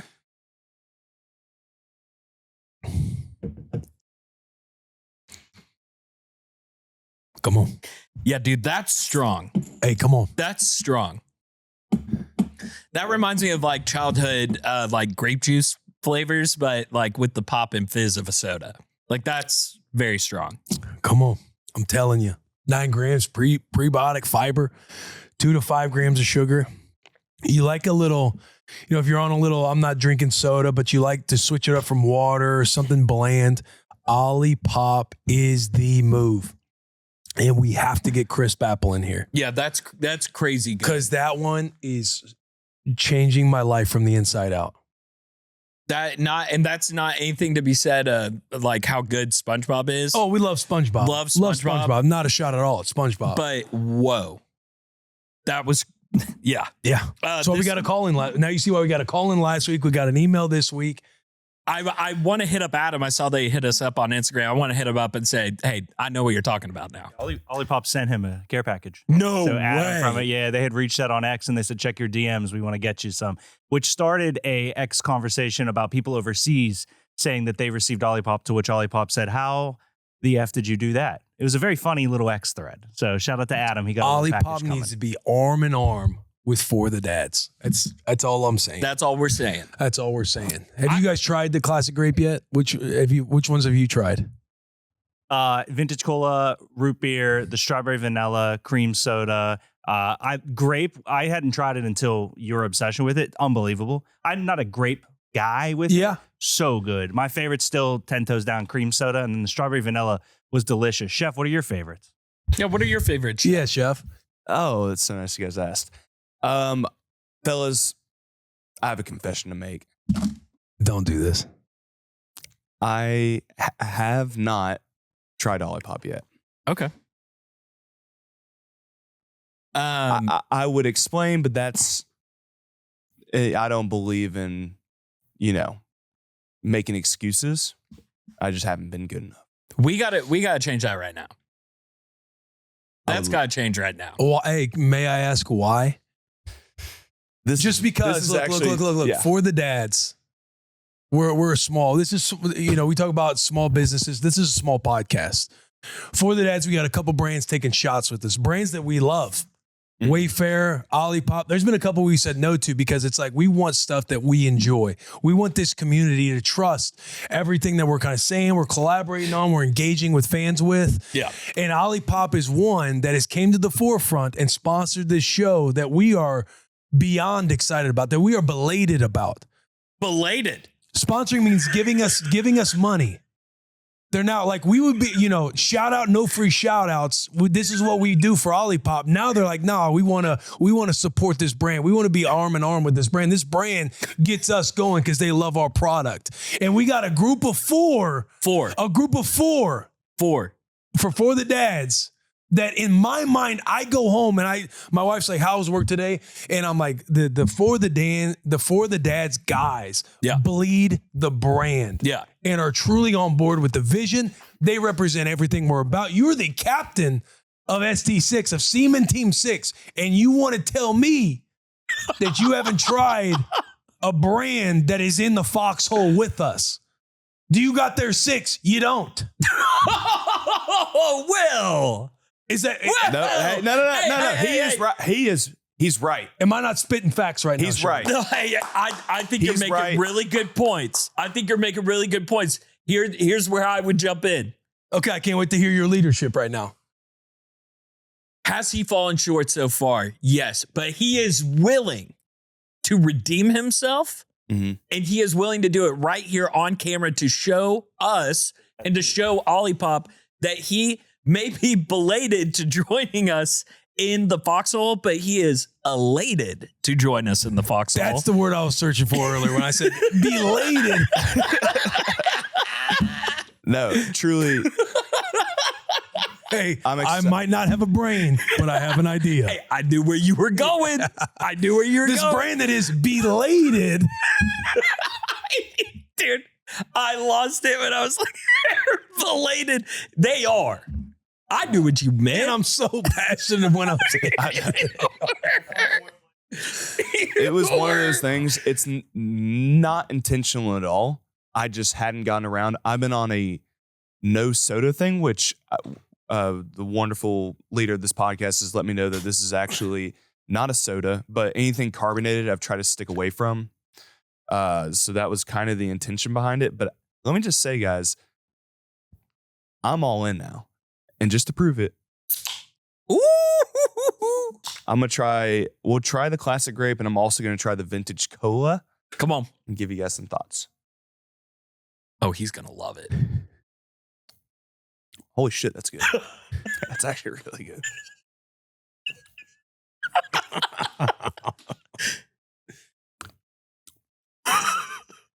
Yeah. That's really good. That's very solid. I just want a graphic. I just want a quote graphic of Chef on Olipop. And the people that know me know that whenever I think something's really good, you'll get like 3 or 4 words out of me, and then I'll go right back to whatever I'm eating or drinking. Yeah, you're right back to sipping that. Vintage cola. Cola. Oh, buddy.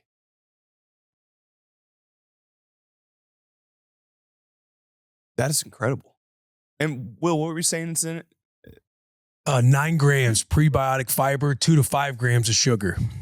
So it's You got botanicals, you got plant fiber. if you are a guy that's wanting to stay away from soda because of all the sugar that it has, like I this is completely the drink I understand should that be sentiment. drinking if I'm wanting to get away from soda. Yes, you But I like love it. people. You love a good change up. Like my wife, she's water all day long, and she'll ask me how much water have you drink. I have pure water, and I'm like, sweetheart, it's like I'll drink some water, but I need something different.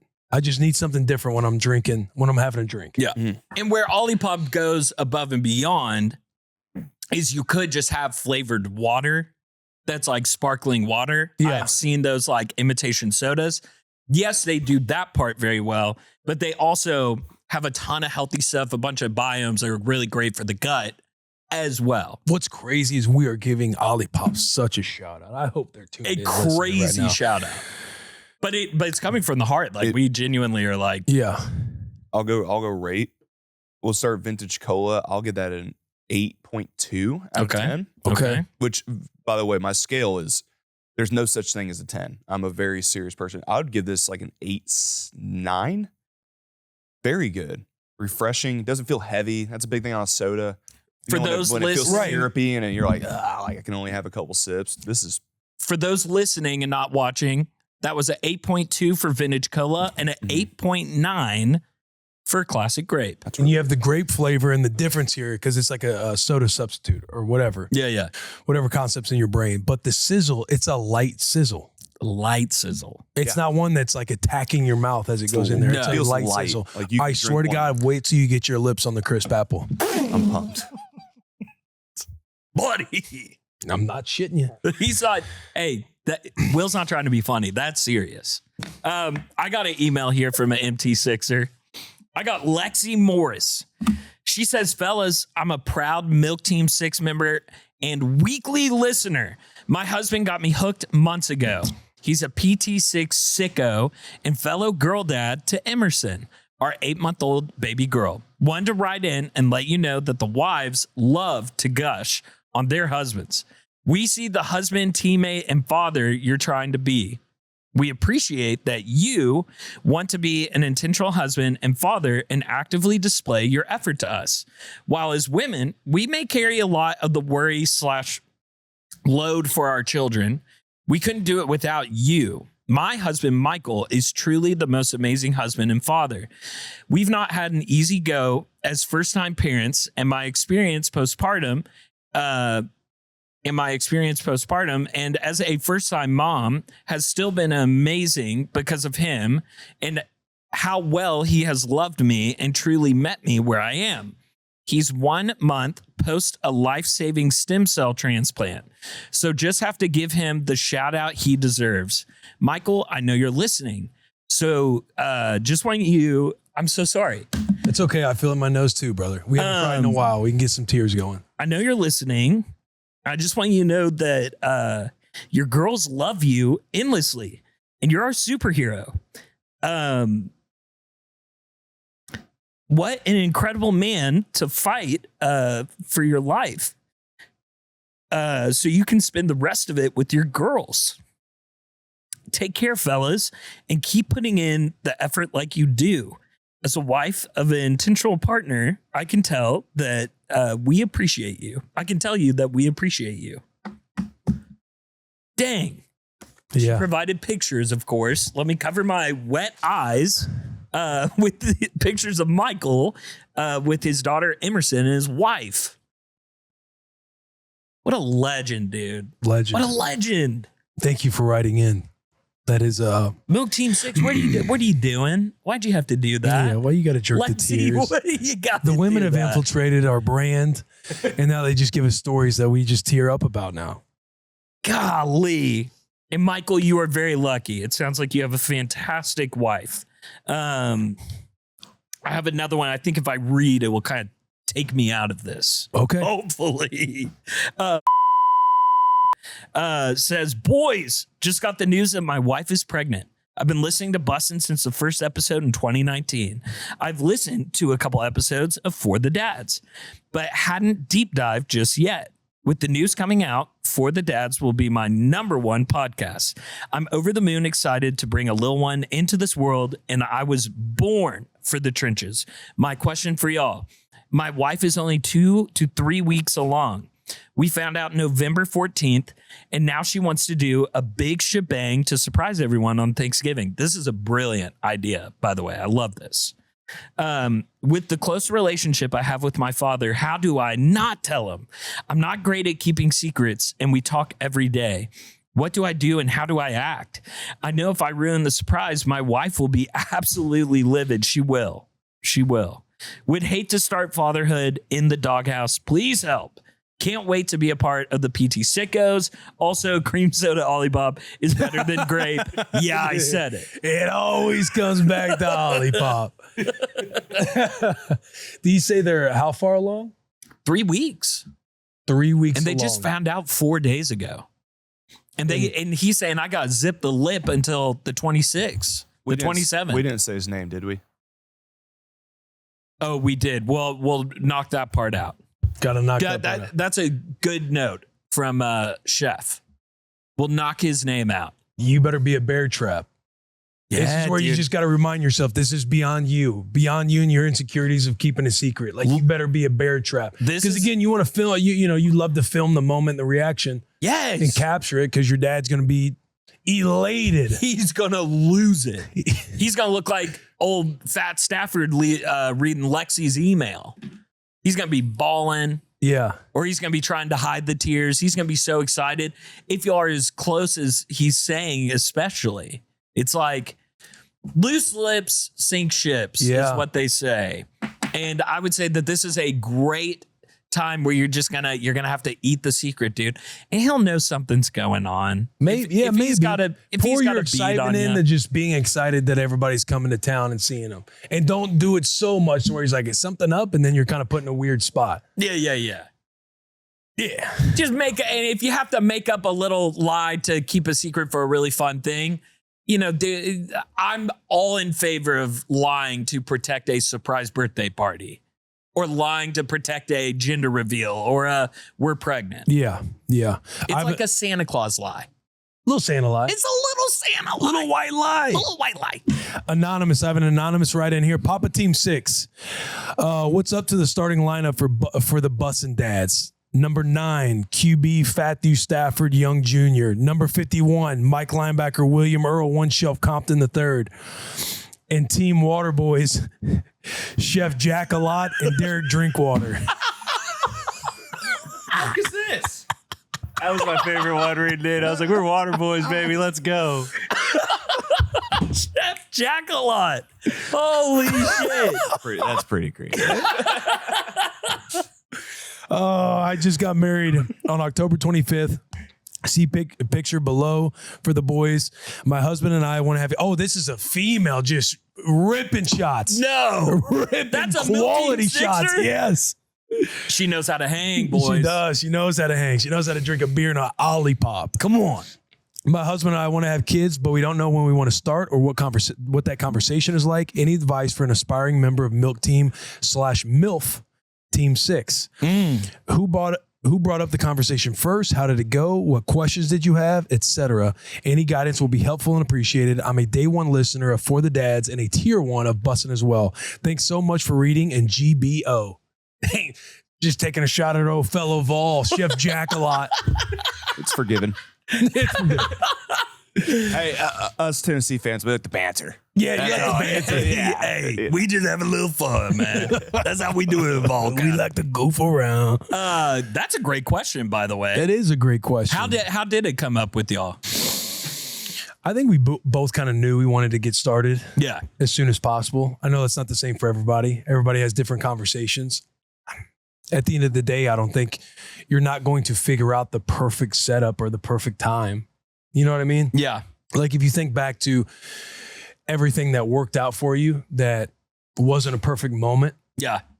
That ended up resulting in favor to where you look back on those moments and you think, I'm glad so-and-so forced me to do this. I'm glad this person said no to me. I'm glad these people gave me a shot. I'm glad I ended up doing this and not the perfect moment or the perfect time. And it comes to work out. You think of all those moments. It's no different with parenthood. I mean, you're not going to be able to time up everything. Some people get lucky and they're able to. Yeah. But dude, I'm telling you right now, the perfect moment is going to be the moment when they come. It's not going to be what you planned on, what you thought about. It's just getting into buds training, breeding until dad's. We got to get into buds. That's step one. And I think pre-step, if I can add anything, of healthily pressuring your partner, I think Jill absolutely murdered it by just sending me pictures of you and Chara with Rue looking so happy and just the cutest photos of Rue that she could possibly find. Screenshotting that, sending it to me. She's adorable. Oh my gosh. That's a good point, because you were a guy that didn't know if you were necessarily ready. Yeah. And thinking of the conversation advice she's looking for, like, yeah, as the female wanting to get your guy on board. Send cute baby pics, dude, of like happy couples that you know he's a fan of, or maybe it's y'all's friends, and look how precious this little baby looks. Oh my gosh, do you think ours will have blue eyes? Do you think ours would have blonde hair? Do you think, asking those little questions, because then me, very happily in Seaman Team 6 at the time, I'm reading these texts and I'm looking at Rue and I'm thinking to myself, wouldn't mind having one of those. You come up to me like, adorable. buddy, you gotta stop posting photos of Rue. You had me in hell. It was you laying in bed next to her, like selfie video. And at the end, she giggles and kisses you on the cheek and says, "Love you, Dada." Jill sends me that. I'm like, okay, this is at this point, I think Will and Jill are in cahoots. I think they're working together. I think that's great advice. But yes, that's a really good way to help pressure your husband that maybe is thinking too much about his college team at the time. Maybe he's thinking too much about the golf trip coming up. Yeah, or maybe the career. And just sneak in those little, what is that called? Like the fascist governments loved using it. It's propaganda. Oh, some good propaganda. Some PT6 propaganda. Yeah. There he is. There he is. Taylor Lewan. Hey guys, How are you, sir? I'm in hell, sir. Thank you. He is the big fighting. guy. He He's- is fighting torn ligaments. Gout. He is fighting gout, Gout's no joke. and he's fighting the good fight of also being a PT6er. Yeah. On top of everything, He's poor kid. I know the big guy, man. He said he was on all fours crawling into his bathroom last night. Wait, are you serious? Yeah. And then the dog had to go out. So he had to crawl to the back door, let the dog out. He says he's banging on the glass, begging the dog to come back in so he can crawl back in bed. No, you're kidding. I'm not joking. I'm not joking. Dude, poor guy. Well, I would guess that in his mind, he probably wish a sniper would have been at the top of a hill and just took him out, because that's how much pain it seems like he's in. He's fighting right now. He is I've fighting. seen him down like this. I was about to tell him to come on the producer cam or on my cam.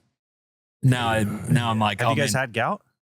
No, No, this never guy's had gout, right? Yeah, I've had it. 2 flare-ups. That shit makes you wish your foot just fell off. Like, it makes you wish a car ran over your foot and they had to get rid of it. Yeah. Like, it swells up. It's gnarly. It's nasty. And, like, it's just enough pain for you to be like, I have to do something about this. But the doctors are just like, it's just gout. Take this, pill, and hopefully the crystals break down. It's God. gnarly. Yeah, all I can compare it to, I had a Liz Frank injury. So I was out for, I was like felt like 6-8 months. And then what's it called? The arthritis Yeah. after, held on for a while. But yeah, dude, when your foot is, any injury sucks, but when your foot can't work. Damn, dude. Hey, leave some comments. Yeah. T's and P's to the T's big and guy. P's to Taylor. Leave some comments and let's hope for the best with the torn ligaments and the gout. Yeah. Yeah. Did you have a lesson of the week for us? Yeah. Yeah. I got a lesson. So Scottie turned 1 last week, and I was, I took some time to sit down and think about and reminisce on how Scottie has like changed our lives. Because when you have 2, I know leading up to Scottie being born, Charles being pregnant, and thinking of the bond we have with Rue, there's a part of you that's like, number one, you learn how much your heart expands to love your firstborn or your kid when they come. And then when the next one comes, you're like thinking, am I going to even come close to loving this one the same way that I love Rue? Yeah. But I wrote a little something down. And essentially it is, you don't realize how fast the early years move until your second kid turns 1. With your first, you're just trying to survive it. The pressure that comes with every cry, every phase, every sleepless night that feels like it's taken forever. But with your second, you know how quickly and you realize how fast it disappears. My 3-year-old is suddenly this little human with jokes and opinions and asking me all these questions at bedtime from the Grimm's fairy tales. And my 1-year-old is still clinging on to us like we are her entire world. More mom so than dad right now. But she is still very much like connected to us at the hip with the smiles and the laughter and the wanting to be held and all of these things. And somewhere in the middle of that chaos, I caught myself thinking, this is it. This is our family, not someday, but right now. Your oldest teaches you how to be a dad. Your youngest teaches you how to slow down. And both of them, without knowing it, are raising a better version of you. So if you're in it, the tantrums, the teething, the long nights, the regressions, all of it, take a second to breathe it in. These aren't the years you get through. These are the years that you'll miss. And the version of you they remember later. You're building that guy today and in those moments. So that's a little bit of the reflection piece. It's more like, thank you. Thank you, gentlemen. Well said, dude. Well said. But you're still like learning on the go. Like you have all the firsts with your firstborn. Yep. So that you're like recreating this capacity for your second. They're having their first and like having the same excitement, having the same intention, spending that quality time that, the first one had, even though Rue, she's like wanting you to paint with her, do arts and crafts. She's Scottie wanting to get in the way and kind of hit because she wants to be involved, be like her big sister, be in the mix. And like taking those moments that like helps you slow down to like, hey, she's going through her first too. And it shifts a perspective of like slowing down in those moments, because now that Rue's 3, I play all the old videos and tears will come to my eyes when I listen to her old voice memos, just when she's little and has that cute little innocent voice. And now that she's 3 and become this wonderful little girl, it just, as I hold Scottie, you just get reminded that these moments go so fast, because I just wish Rue was, I know she's 3, she's little, but I wish she was still 1, 2 years old and having those moments that they're gone. They're now just bottled up in photos and in videos and voice memos that we hold on to and love to cling to, like when we're scrolling at nighttime and we're just obsessed with them. Like Rue got her first photos in from being at school and we're clearly just over the moon about them. We want all of them. We want to hang them up everywhere.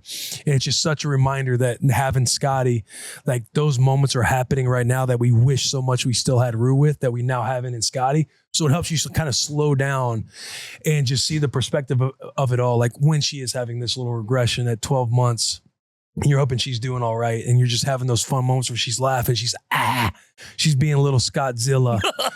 It's just appreciating, because time fucking flies. Yeah. We're always going to talk about time. We're always going to talk about communication, because we lose it all. And hopefully one day we do for the dads for as long as we're dads, but this is like a time capsule that we'll get to look back to. And hopefully our kids come across it one day and listen to us talk about how they were little, the stuff that we went through. And I think that would be sick if that happens. But yeah, man, kind of some reflection as I was thinking about Scottie turning 1, because I want to do a video and do all these things. And I should probably just give it to Chef so he can make something, but it's tough with how quickly and how busy the schedule gets. Yeah. I love that lesson of the week. I have a short, quick lesson of the week. Rip it. Mine actually comes verbatim from Jill on Sunday when we were having that little powwow, come to Jesus, husband-wife talk. And we had talked on the podcast last week where I was like, I am having trouble having excitement in the morning to like get out of bed. Love See you, bro. Taylor.